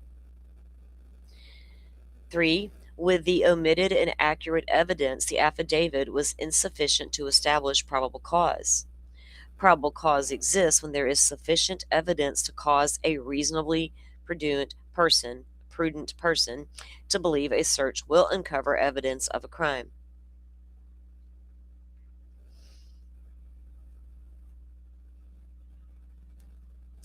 Now, logically, I mean, it's getting a search warrant thrown out. It's not that easy, right? It can be if you got seriously sloppy people, right? Investigators.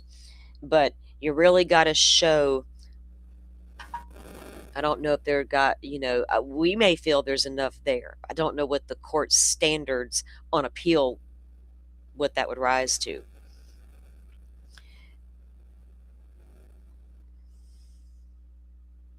A reasonably prudent person would not believe Allen was connected to the murders or that evidence would be found in the home. So if you're just basing it on that he looks similar to the sketch, I guess they went by Carbo's sketch and the tip that they found, because they did not look at Rick Allen until that tip was discovered 5 years later. It wasn't that one day someone's like, oh my God, this sketch, this guy. It's got back up all the way up, right? Kathy Shank was tidying up the office that day. She runs across this box, and as she's going through the tips, she's going to put everything into databases or something, whatever Kathy was doing that day. And Kathy finds this tip, and she's reading over the tips, and she sees cleared, Richard Whiteman, Richard Allen, Dan Doolin. Why does it? He says he was there. He's wearing blue jacket. And she's like, hey, investigators, have y'all seen this? They didn't look down and say, Kathy, it says cleared. I really think y'all should take a second look. And that's how they looked at Richard Allen. Now, what do?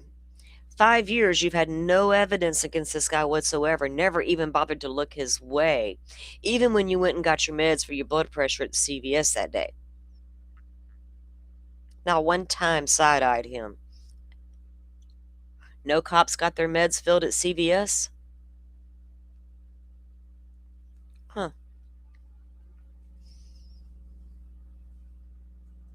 I swear I thought Bridge Guy was long gone years ago, because they couldn't find him.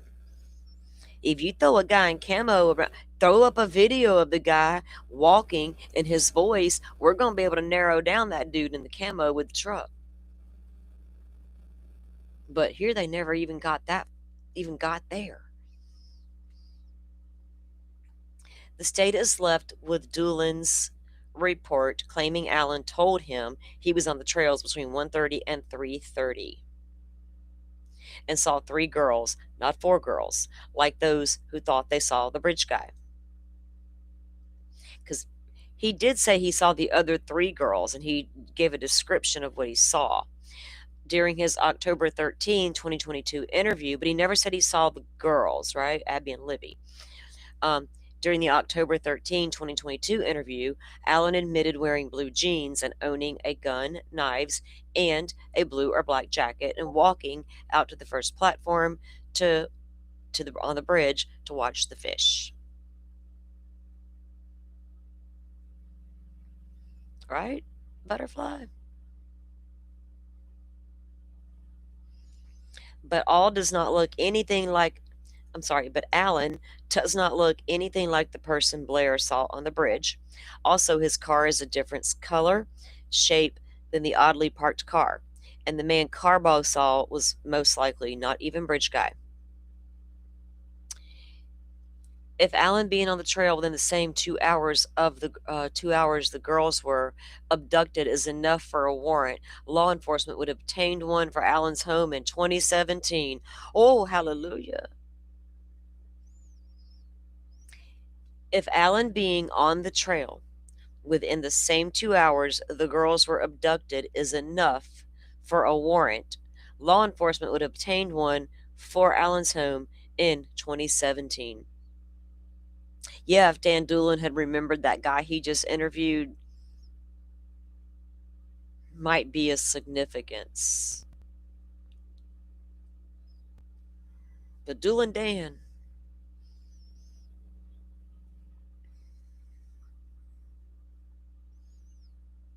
he kind of act like WSU, huh? That white car don't matter. It's not the right one.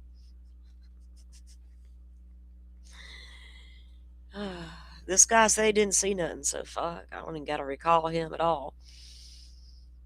Kathy seemed to think he was important, but Dan never did.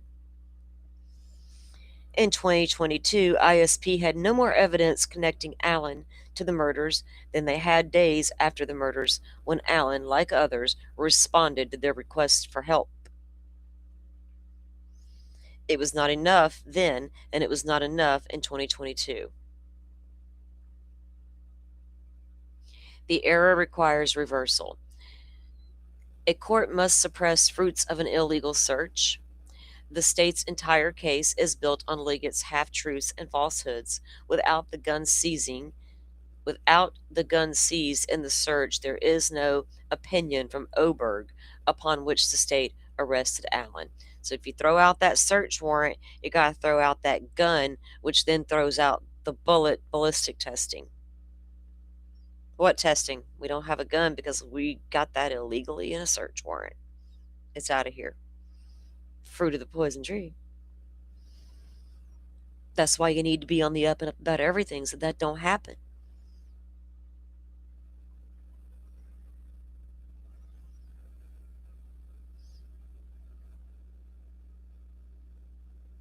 And without the arrest, there are no confessions. If the warrant was illegal, the state has no case.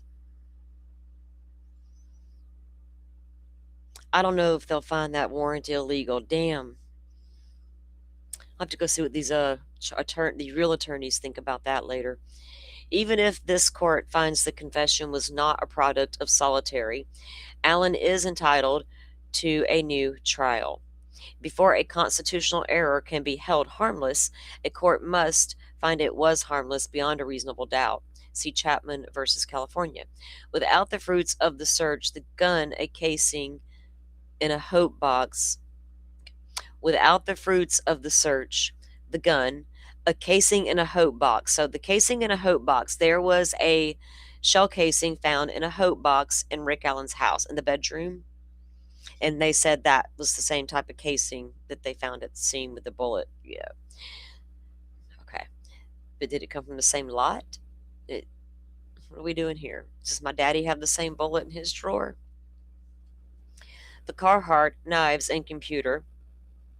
The state cannot prove the jury would have convicted. What they convicted on is crazy to me. Like what? We've only heard from one alleged juror, I think, and I don't listen to those people, so I don't really know what that juror ever had to say. I really didn't care. This after the verdict was in, I was like, it doesn't even matter what they said, what their reasoning was, because it's a make believe trial, right? So it's irrelevant. At minimum, Allen is entitled to remand for a Franks hearing. Even if Allen's exhibits to the Franks motion did not prove by a preponderance that Liggett deliberately or recklessly falsified or omitted material information, they entitled him to a hearing. A defendant who makes a substantial preliminary showing that an affidavit included a false statement or reckless omission necessary to probable cause is constitutionally entitled to challenge the warrant at a hearing. And they cite Bunnell versus State. Okay.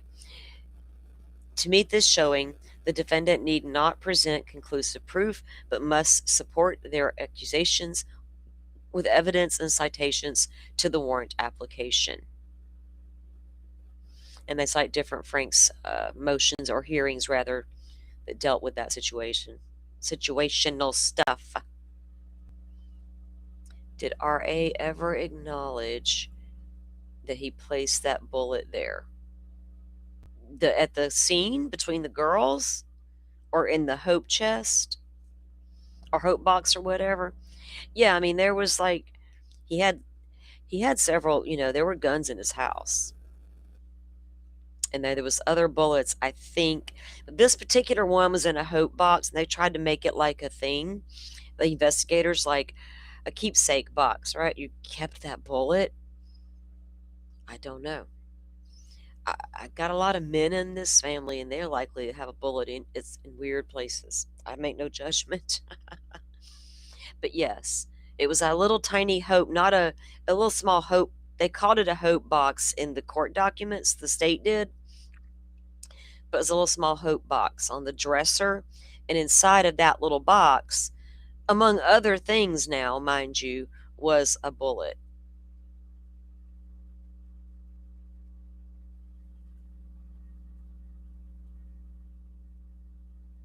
Right, Rach, very common caliber. Exactly. Yeah, I don't think he ever denied that what was in that hope box was his or anything. But so what? Did that come cycling through his weapon and be deposited at the crime scene, right? Can you match it up to the lot that one in the hope box was purchased or came from the same box the one at the crime scene come from? That's when it would matter to me. Until then, it doesn't. Kind of like when you get those garbage bags and they match up to the ones from the garage, or in the one the body's in matches the ones from the garage or the kitchen. And they get the lot number, and then they go find where you bought it and find your receipt. And God, my God, we got you on camera at Walmart buying the damn bags.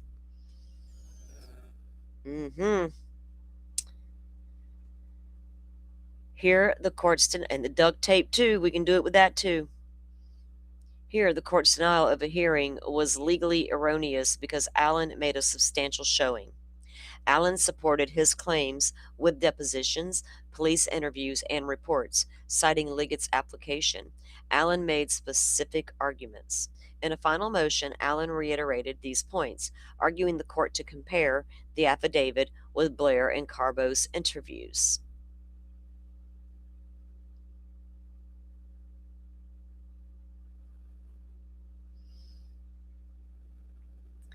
Tellingly, the trial court was willing to schedule a Franks hearing when Allen was represented by Fort Wayne attorneys, but refused when the original attorneys were reinstated. Those Fort Wayne attorneys. Okay. So Judge Gull got all mad, big mad, and decided, I'm going to have a hearing and I'm going to let a camera in long enough to say, hold on, I'm going to fire the attorneys. That's really what that camera was in the courtroom for, in my opinion. Then she appoints another attorney, Mr. Libredo, out of Fort Wayne, Indiana. And she was going to allow them a Franks hearing. He has to dive into the case now and look at all this stuff and figure out where to go with it, right? He's brought in.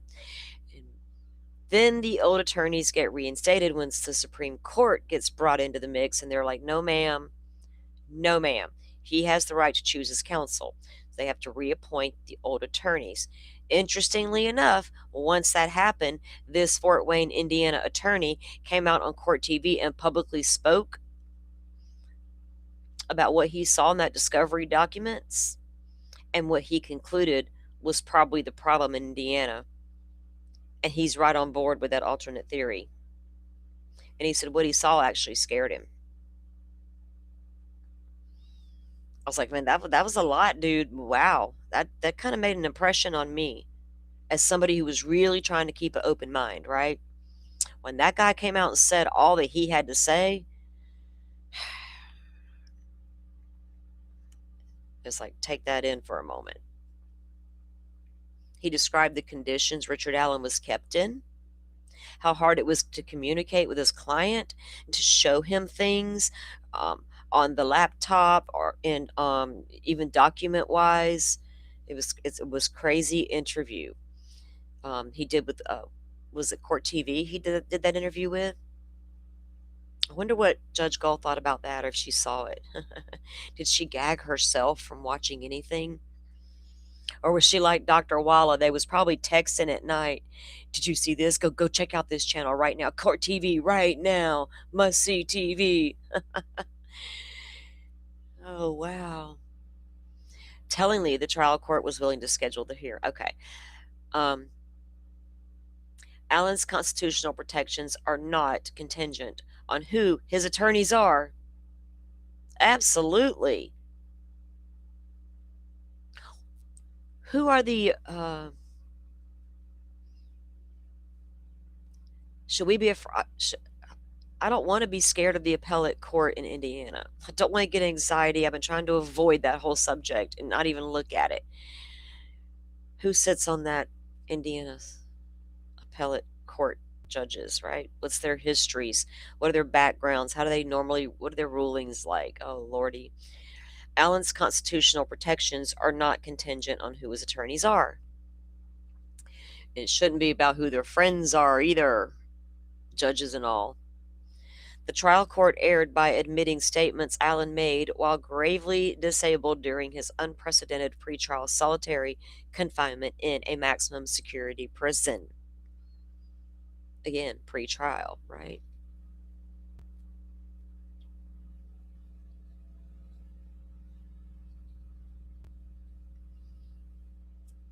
Oh yeah. No, I think it will matter. They're happy if they're setting up a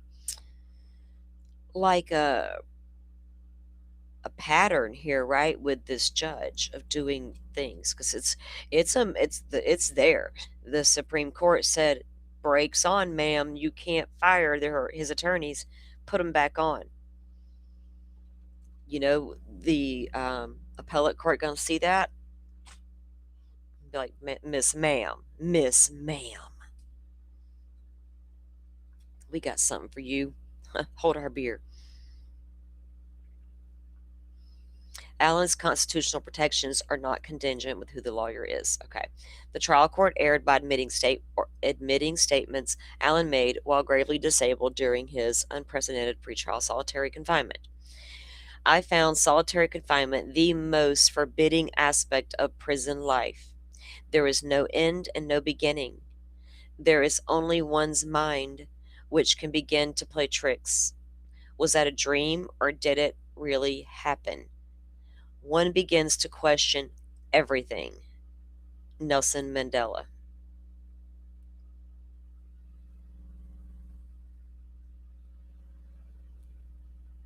Solitary confinement is a form of punishment, and depending on its conditions, even torture.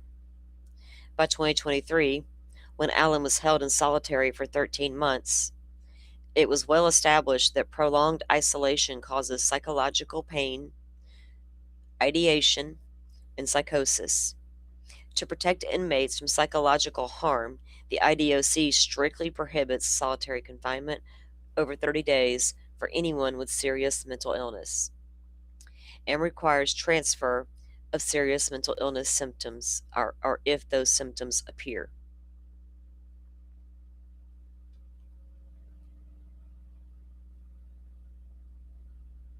Oh, sorry, wrong way. When Allen exhibited the predictable symptoms of psychological pain, confusion, and psychosis, IDOC administrators refused to transfer him to a mental health unit. Why that never happened is beyond me. Because why not? Especially if he's in that dire need and he's doing all those things we read about inside the prison confinement walls.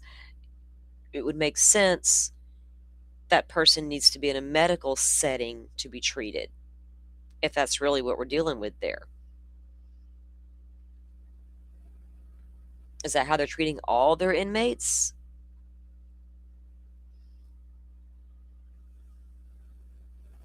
When Allen's attorneys informed the court of his dire condition, the court also refused to move him, and the prosecutor delayed and mocked counsel's concerns while collecting evidence of Allen's confessions.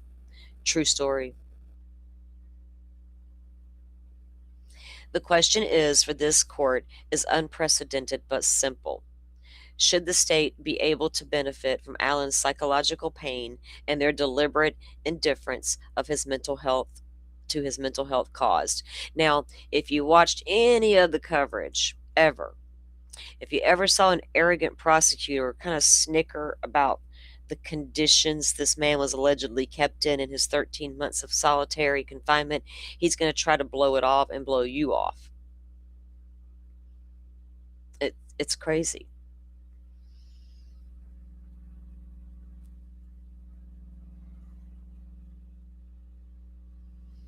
Oh, you did, Grit? There's been uh, documents and stuff, movement in the other cases like Meehan and stuff like that. Click. The question for this court is unprecedented but simple. Should the state be able to benefit from Allen's psychological pain that their deliberate indifference to his mental health caused? Human decency provides the answer is no. Standard of review and additional facts. An appellate court reviews a suppression denial for substantial evidence of probative value that supports the trial court's decisions. It considers uncontradicted evidence.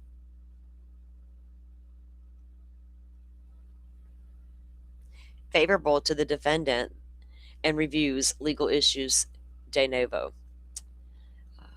The voluntariness of a confession is a legal issue, and they cite cases.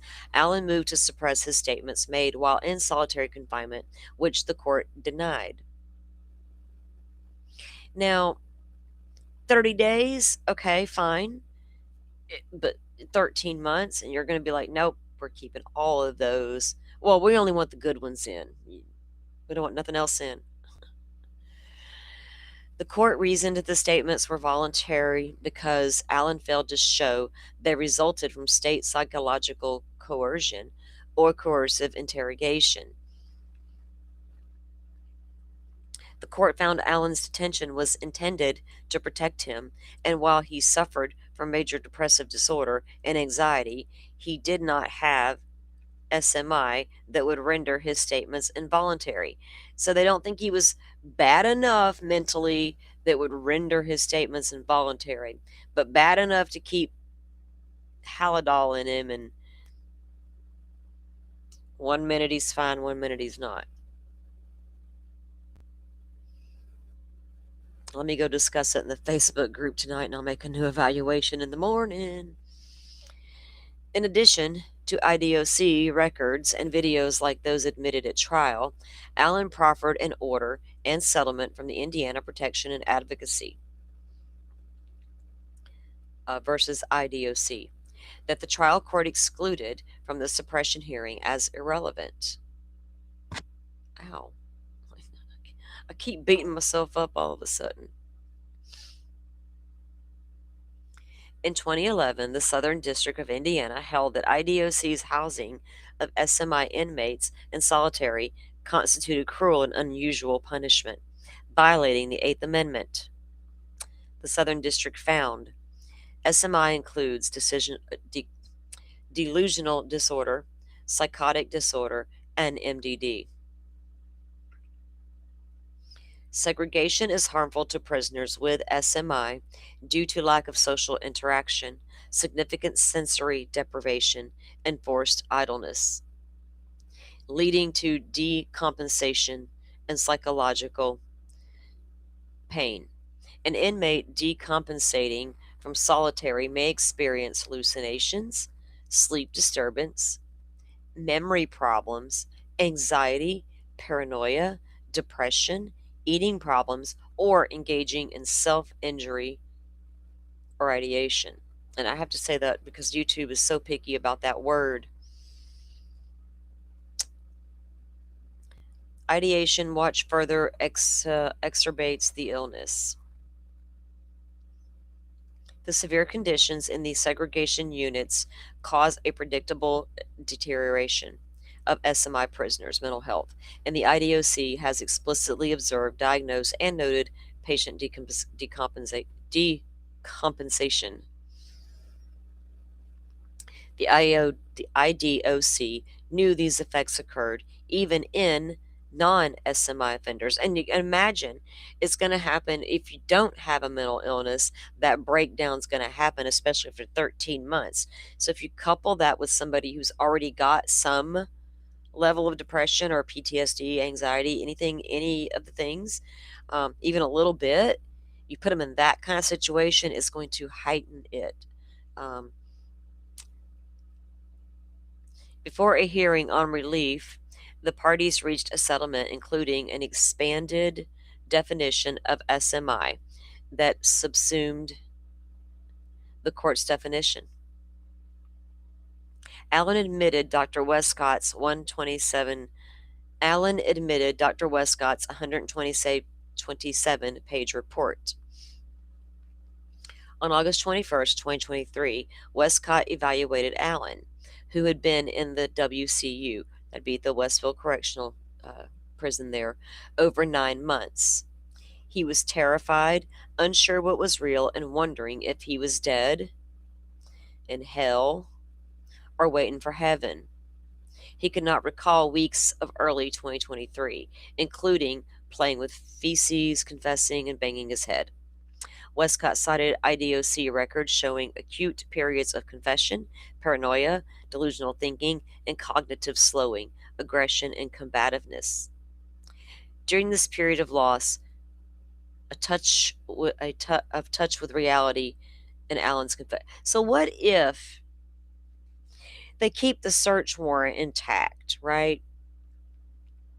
But they choose to ignore these confessions, not ignore them, keep them out, based on this solitary confinement of 13 months and its unconstitutionality. You take away the confessions, what are you left with now? A video, a statement saying I was there, and a bullet.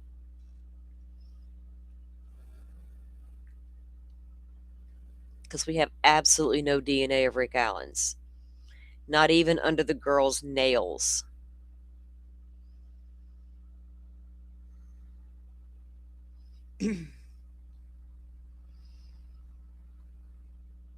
He could not recall the weeks of early 2023. All right.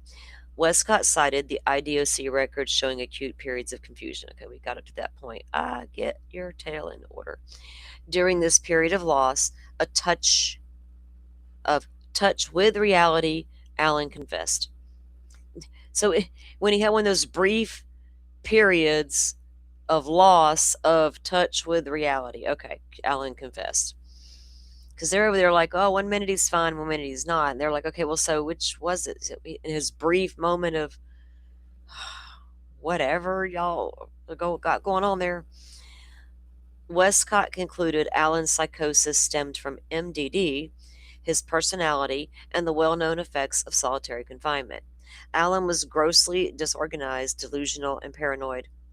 Objective testing ruled out malingering.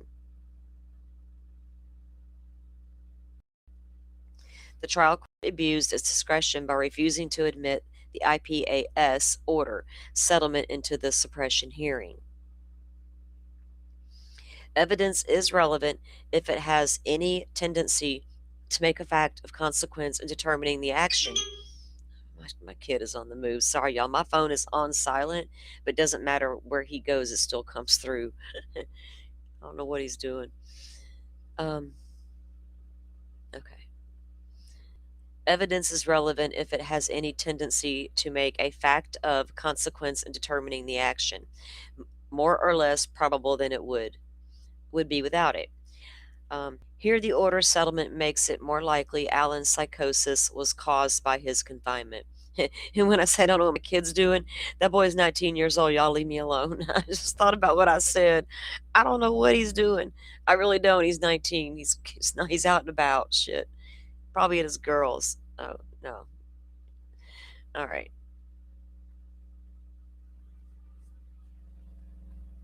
He at his daddy's. Here, the order settlement makes it more likely Alan's psychosis was caused by his confinement. The order found solitary confinement causes all the symptoms Alan experienced. Alan was more likely to decompensate because he spent 7 months on ideation watch and even more restrictive from solitary.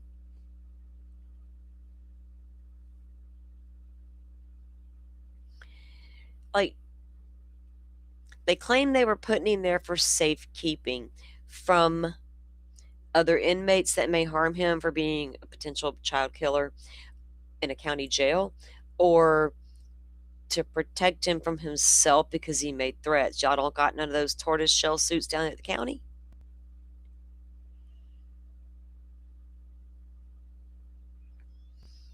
They thought all that was necessary. All of this 13-month long bullshit was necessary to protect Rick Allen. From what, I still don't know. It sounded like he needed protection from whatever was happening inside a Westville Correctional Facility.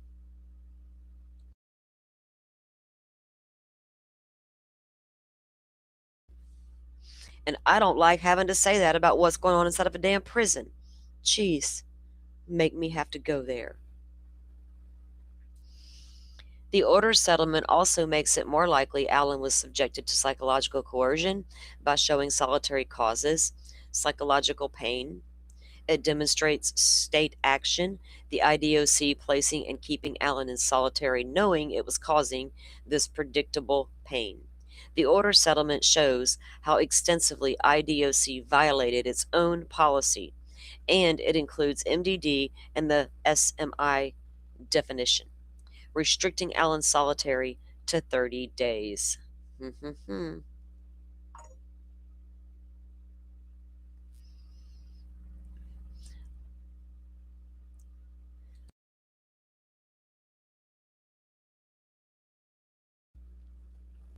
Rachel, you'd think there'd be some sort of ethical violation going on, right? I thought there was protections against stuff like that. The order settlement shows how extensively they violated their own policy with the 30-day of confinement policy, right? Allen was harmed by the court's refusal to consider the order settlement because it undermined the court's findings. Now, they did try to go back to court, right, and get Allen moved out of prison. Come on, man, we got to get him out of there. And they're like, okay, but we're not going to let him out of prison, but we'll move him to a different prison, and we'll go further away from his attorneys and family. How about that? That sound good? That's what happened. He never saw the county jail again until time for court. Allen was harmed by the court's refusal to consider the order settlement because it undermined the court's findings and conclusions. The state failed to prove Allen's statements made while gravely disabled were voluntary. 1 U.S. Constitution, the state failed to prove that Allen's statements were not a product of psychological coercion. A voluntary statement obtained through state action violates due process and is inadmissible through state action.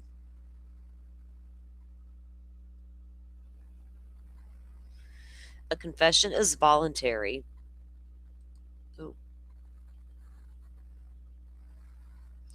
is voluntary if it is a product of rational intellect and freely self-determined rather than overborne will by state law enforcement conduct.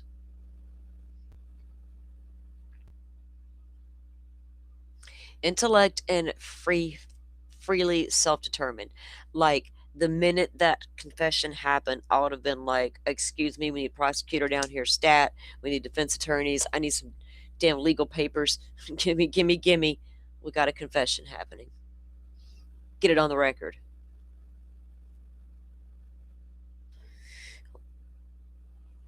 State law enforcement can include psychiatric facilities and prison staff. Statements produced through a coercive environment are involuntary, regardless of whether solicited through police interrogation. And they cite a case there. Months spent in solitary confinement, deprived of light, adequate food, and contact with the outside world is by itself sufficient to sustain a finding of involuntariness. Now, deprived of light, that may not sound like a big deal, but think about that for a minute. You're in that tiny bug infested box. It's dark. Like if you don't get a lot of light, your eyes can't even function properly when they do hit the light. Like when you go to the hallway or whatever.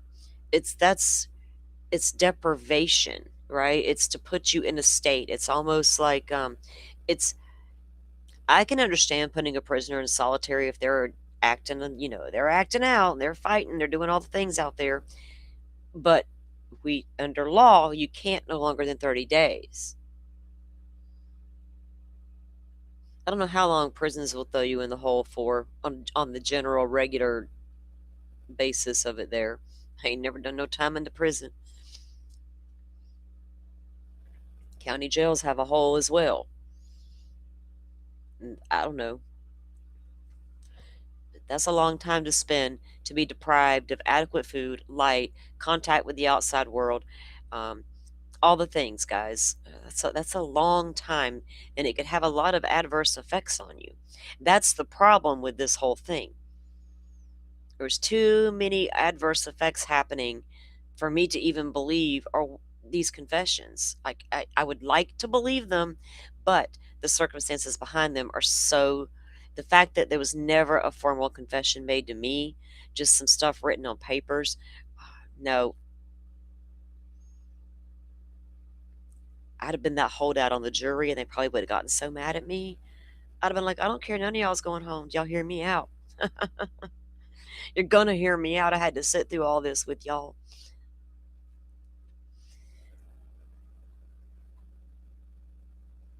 Staff at state psychiatric facility created a coercive environment, rendering a juvenile's confessions involuntary. Okay, that's about a case they cited. The crucial element is police overreaching. Oh no, not the overreach.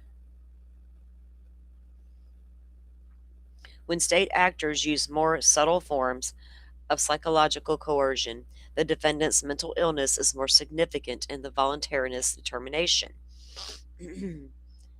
But the state must still exploit the defendants with coercive tactics. This is generally done through aggressive interrogation, but exploitation can occur in other ways, and they cite cases, throughout this whole document here. It is difficult to imagine a situation in which a confession would be less the product of a free intellect, less voluntary, and when brought about by a drug having the effect of truth serum. They cited that in the Townsend case up there. Truth serum. Not the truth serum. For a statement to be involuntary, if truth serum was that easy, we'd use it on all defendants. Could we do involuntarily? Jesus. Do you volunteer to take the truth serum? I don't know. What are you going to ask me first? I get a list of questions. And then can we get it notarized? For a statement to be involuntary, state action must be causally related to the confession. State action must be casually related to the confession. Interesting.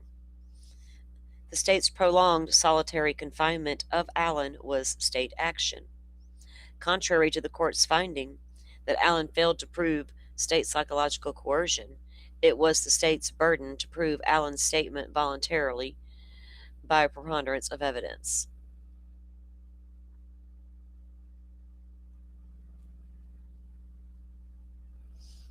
To the extent Allen had minimal burden of production, he met that. Prolonged maximum security solitary confinement of a pretrial detainee, especially after psychosis develops, is state action. Unlike the mentally ill defendant in Connolly, who walked into a police station and confessed, Allen never voluntarily came into custody. He consistently protested innocence until enduring 5 months of maximum security solitary with no human contact except while chained or caged. So think about that for a minute. He was there for 5 straight months before the first confession. Starting to break, right? Truth serum, aka Kool-Aid, Forrest. Don't drink the Kool-Aid.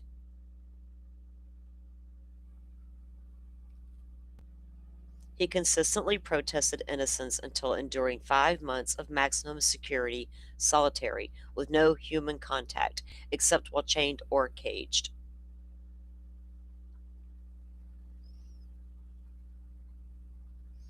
Because it was pre-trial, Allen's solitary was unprecedented and borderline, and if not unconstitutional punishment. I felt it was this unprecedented as well, and I tried so hard to point it out. I've put it out there several times. Pre-trial detainees. I just did it again the other day on Twitter with 2 photos of 2 men in the same month in the same year. And look at the stark difference in the 2 men. One set the internet on fire. One people barely cared about. Sorry, Rick Allen. We tried to draw attention to what was happening in real time.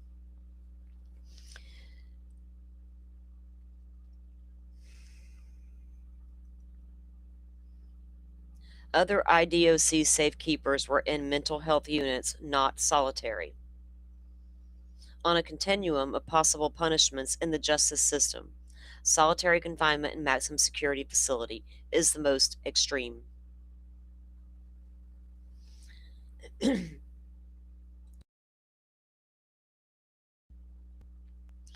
Also, Allen's solitary exceeded the 30-day IDOC policy restriction. IDOC knew it could harm Allen. When IDOC observed Allen's predictable deterioration, they refused to transfer him. Keeping Allen in solitary when he was no doubt SMI was an administrative, not clinical decision.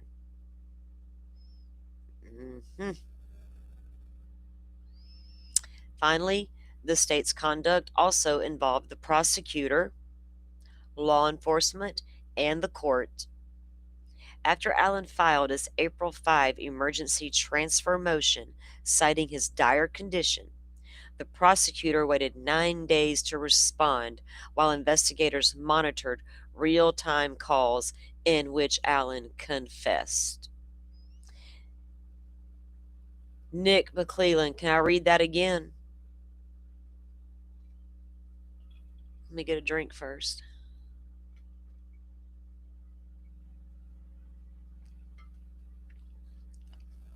Oh boy.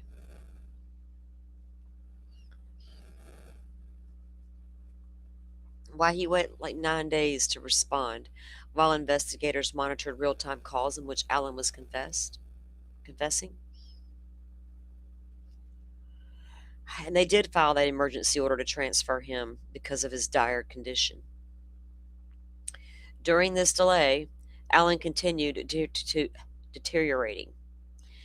The prosecutor then mocked defense concerns as colorful and dramatic. Yes, he did. While that same day, IDOC found Allen gravely disabled. That same day.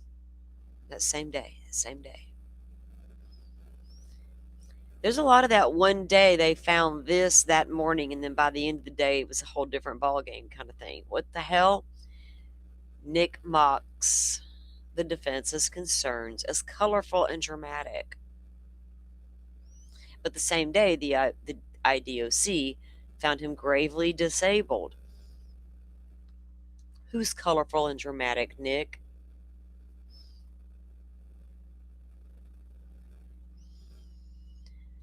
Knowing Allen was compensating, the court refused to transfer him, putting the onus on IDOC to provide care. It is fundamentally wrong to keep a gravely disabled Allen in solitary while using against him statements made to psychologists and ideation companions. 1 week later, the prosecutors sought all medical records, videos, and communications while confessions were ongoing. Monitoring and collecting his statements and consumed hundreds of hours and produced over 60 confessions. Interesting timing, because they know right now a little more all eyes were on Delphi, weren't they? At that point in time. And you got these attorneys coming in hot with get our man out of this fucking prison. Oh, boys, we got to work fast. Hey, y'all made me think that way. It's not my fault. ISP interviewed inmates and guards and even sent a psychologist to speak with Dr. Walla. Allen showed more than sufficient state action.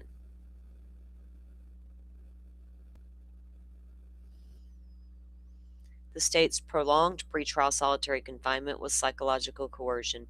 Allen's solitary was psychological coercion because it was prolonged, caused by psychological pain, and put him at the mercy of the state, or caused psychological pain.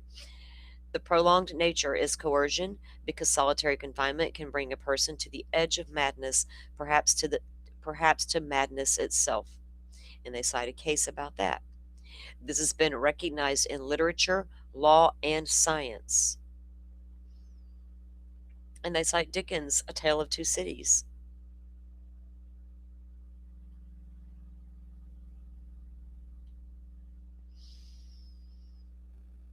Psychiatric effects of solitary confinement. 22, they cite a case there. Solitary causes psychological trauma, including psychosis, hallucinations, and paranoia. From day one at WCU, Allen was placed in a strip cell, the most restrictive cell. Oh, hell. The most restrictive cell in the most restrictive solitary unit, with only bare essentials and a camera constantly recording him. Soon thereafter, IDOC ordered guards to videotape him when out of the cell, including showering and attorney visits. Ideation companions remained outside his door, documenting everything, regardless of his ideation watch status.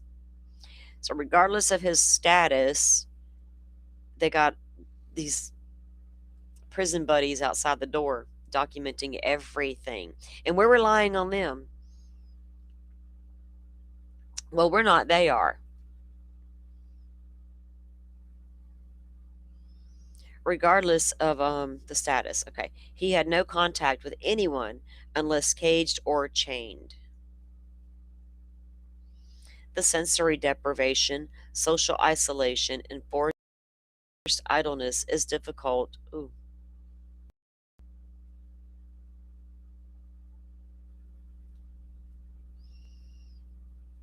I just jumped and totally lost my place. Hold on, I'm down here.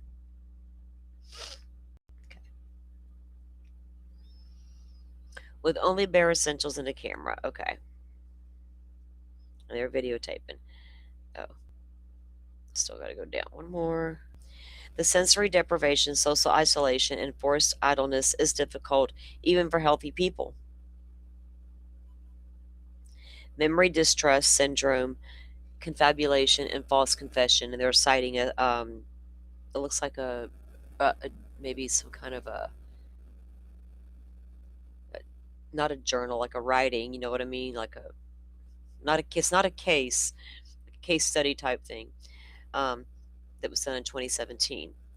A healthy man wrongfully implicated and detained in solitary questioned his memory and suspected he committed the crime. Though he stayed sane by reading and exercising and praying, and traumatized him. The experience traumatized him. Okay, talking about the effects of the solitary confinement. Early videos show Alan pacing his 8.5 by 12.5 by cell, laying down, doing leg crunches, writing, reading, and looking distressed. Cell videos, December through March. Within 2 weeks, Alan said he was broken and told his wife, "If this becomes too much for you, call detectives and I will tell them whatever they want to know." Had Alan's solitary been 30 or even 90 days, he would not have decompensated. But it was 13 months. The prolonged solitary caused Alan predictable psychological pain, paranoia, nightmares, memory problems, and confusion. I feel like they got way more weight on this aspect of it. Not that they don't, but the court itself might put more weight behind this right here. I don't know what they'll determine with the crime scene and the investigation and all that, and the search warrant, right? But this right here, the prolonged solitary caused Alan predictable psychological pain, paranoia, nightmares, memory problems, and confusion. It is disputed Alan deter- it is undisputed that Alan deteriorated to being gravely disabled and very psychotic, and the IDOC involuntarily administered antipsychotics between April and late June. Although Walla noted concerns about fiending, she diagnosed psychosis and suspected incompetence and overmedication. And WCU only monitored Alan's mental health. Talking with psychologists while shackled in a cage is not treatment. Solitary put Alan in a constant state of vulnerability.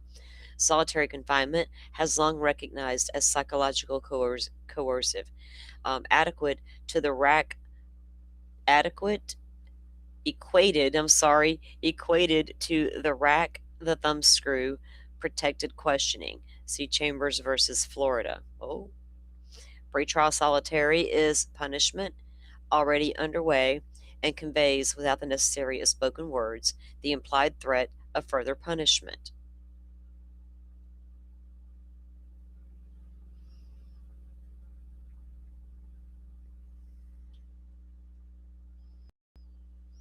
I mean, what constitutes you going to solitary confinement to begin with? What did the man do that warranted solitary confinement? Versus, all right, we got to put him in a cell and keep the man safe, safekeeping order. I mean, the cell locks. You could put him in one by himself. What was the point of solitary at all? In this harsh environment, Dr. Walla controlled all aspects of Alan's life, including whether he got bedding, clothes, meal items, books, personal items, and utensils. Damn, Walla, how did that feel?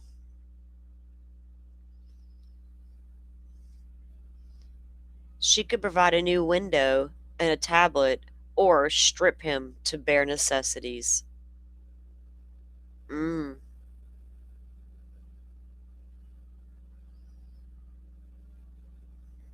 Oh, goodness.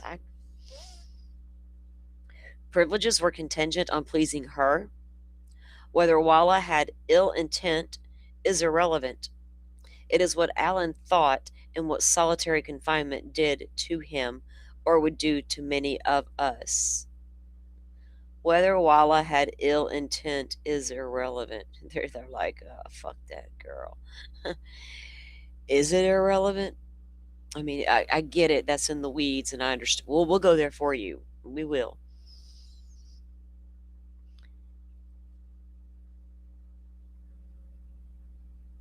Yeah, we didn't hear no rule breaking, Rachel, right? To do the normal things that would get you thrown into solitary, right? What do you do? What do you do to get thrown in there?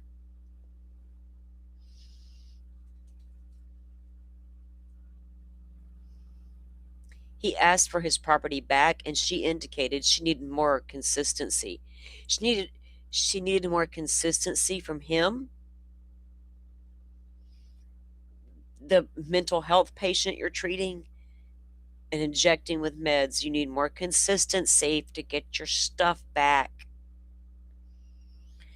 The tablet that he communicated with his family on.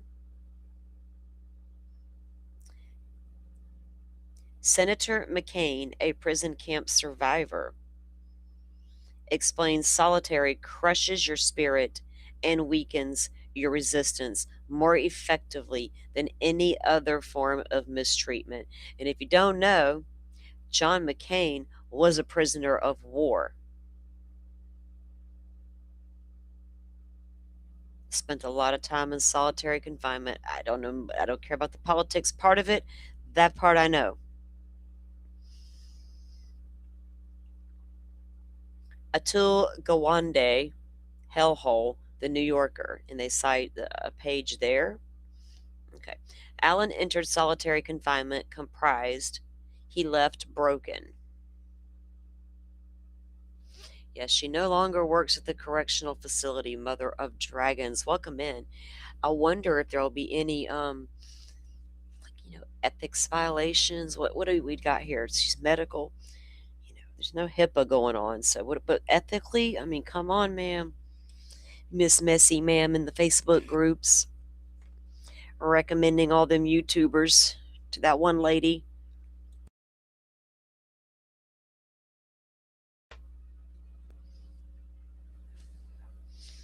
Allen entered solitary confinement comprised, and he left broken. Allen's confessions were a product of solitary-induced psychosis, not rational intellect. IDOC records show that Allen continued to suffer from psychotic during the times he confessed. Should have been psychosis. Anyway, on April 5th, when he confessed to Dr. Walla, he was not eating or sleeping and was drinking from the toilet. On May 3rd, when he confessed, Allen had symptoms of paranoia and disorientation. Now, if I got a man drinking out of the toilet and confessing, I'm not. Ma'am, you're a doctor. Come on.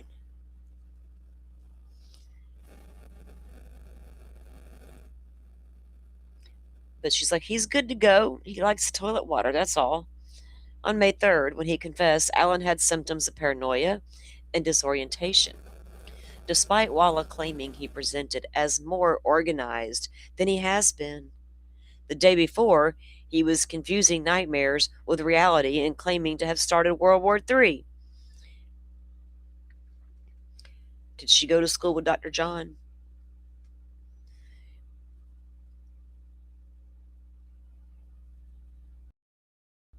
Two days before he was, disjointed to hold a conversation. Days earlier, he covered himself in feces and claimed he was King Mike. His confessions to guards occurred during bizarre and psychotic behavior. Guards believed he was faking, but they are not clinicians, and Dr. Westcott found no malingering through objective testing. I'm going to go with the expert opinion over a guard's opinion.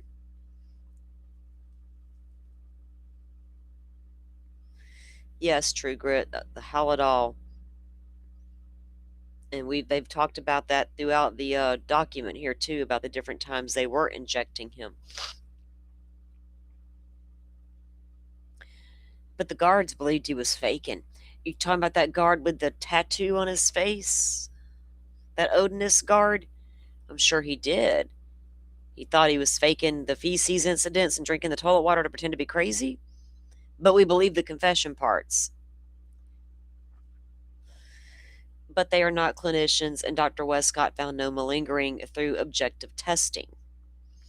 Allen confessed to his family on April 3rd, May 10th, May 17th, and May 25th, and June 11th. On April 3rd, he also fell on the floor, asked if he was dead, and was suicidal. May 10th, he believed he was dead and that the world would blow up if he slept. His water was poisoned, and he was reliving the same day. Dr. Wallace, like, you're feeling better? On May 17, he was paranoid of attorney staff with Odin patches. Attorneys. Attorneys. On May 17, he was paranoid of attorneys and staff with Odin patches. On May 25, Allen paced for 2 hours and banged his head.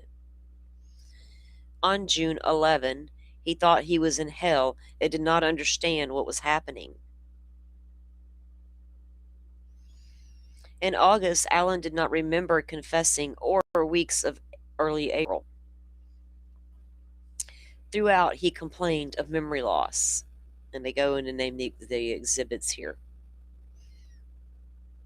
State action overbore Allen's will. Allen did not confess until after the 7 months of solitary. Before arrest, he consistently denied involvement. Dr. Westcott opined Allen's psychosis was caused by the stress of solitary confinement on pre-existing illness.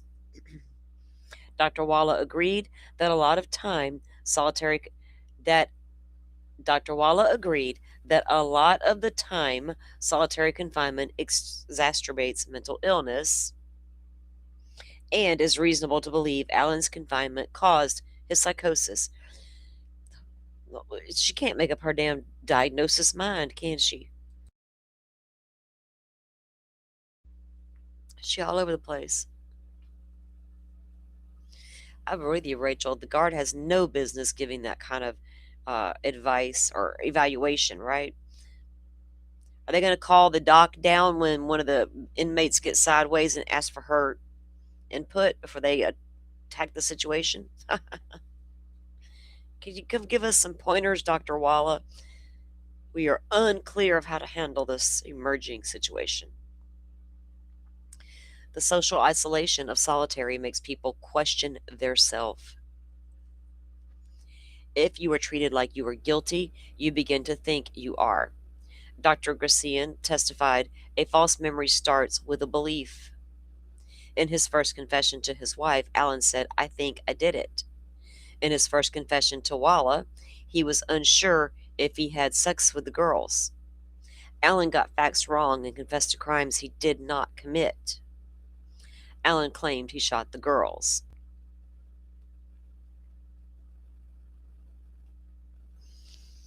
All right, guys. I think I'm going to call it a night here on page 80. I will come back. Monday, I've got some things to do. And I didn't know that until earlier. My kids called them, so we've made plans for Monday.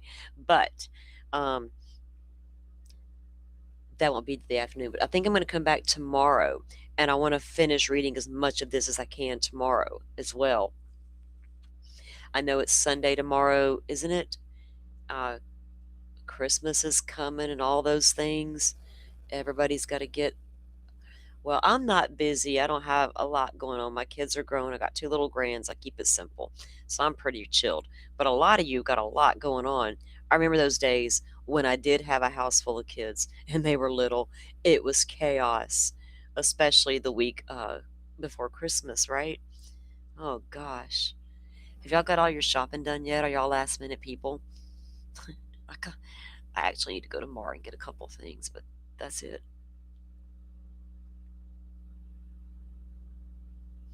Oh, good, Sandy. Yeah, do that. Plug me in listen on the replay while you clean up. I do that. I like to find something in the background to listen to when I'm especially in the kitchen. But there's other streams happening, and I know a lot of you may want to go check out what Bob and them are doing also on the legal aspect of it all. And I appreciate you guys coming. Those of you who came back for the second part of this, thank you. We're going to continue this read because I really want to finish this document and unpack it. The phone's holding up good and all that good stuff, but I'm going to take a break. I've been reading a lot.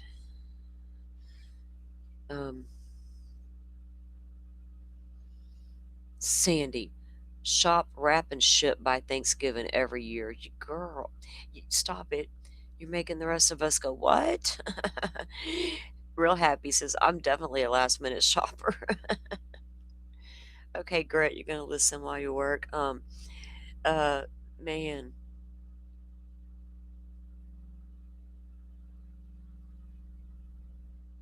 Ooh, old school sloppy joes. When I was a little girl, my grandma, every time she told me she was making them, I would get so excited.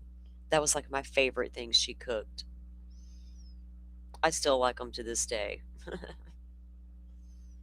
Now you're making me want some dinner. Like, I ate a little bit before we came back live, but now I'm like thinking I want a real dinner. Oh man. All right, guys. I'll be back tomorrow. If you're not able to come back on Sunday and listen in and chill, catch us on the replay.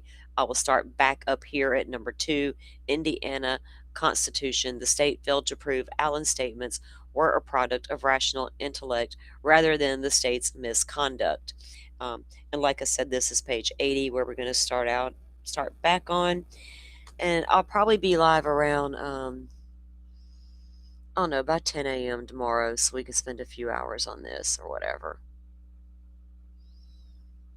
Your son loves them? They're good. I can taste it right now. Now I'm getting hungry. Like I shouldn't.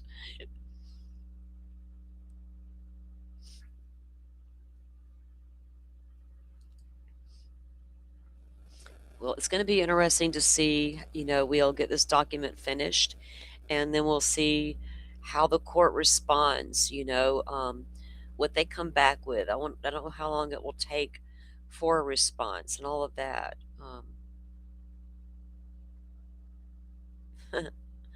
Right? The Sloppy Joe's comment, the memories, yes. I would get like excited when I realized my grandma was cooking Sloppy Joe's. You would have thought that it was like a gourmet meal. Crazy.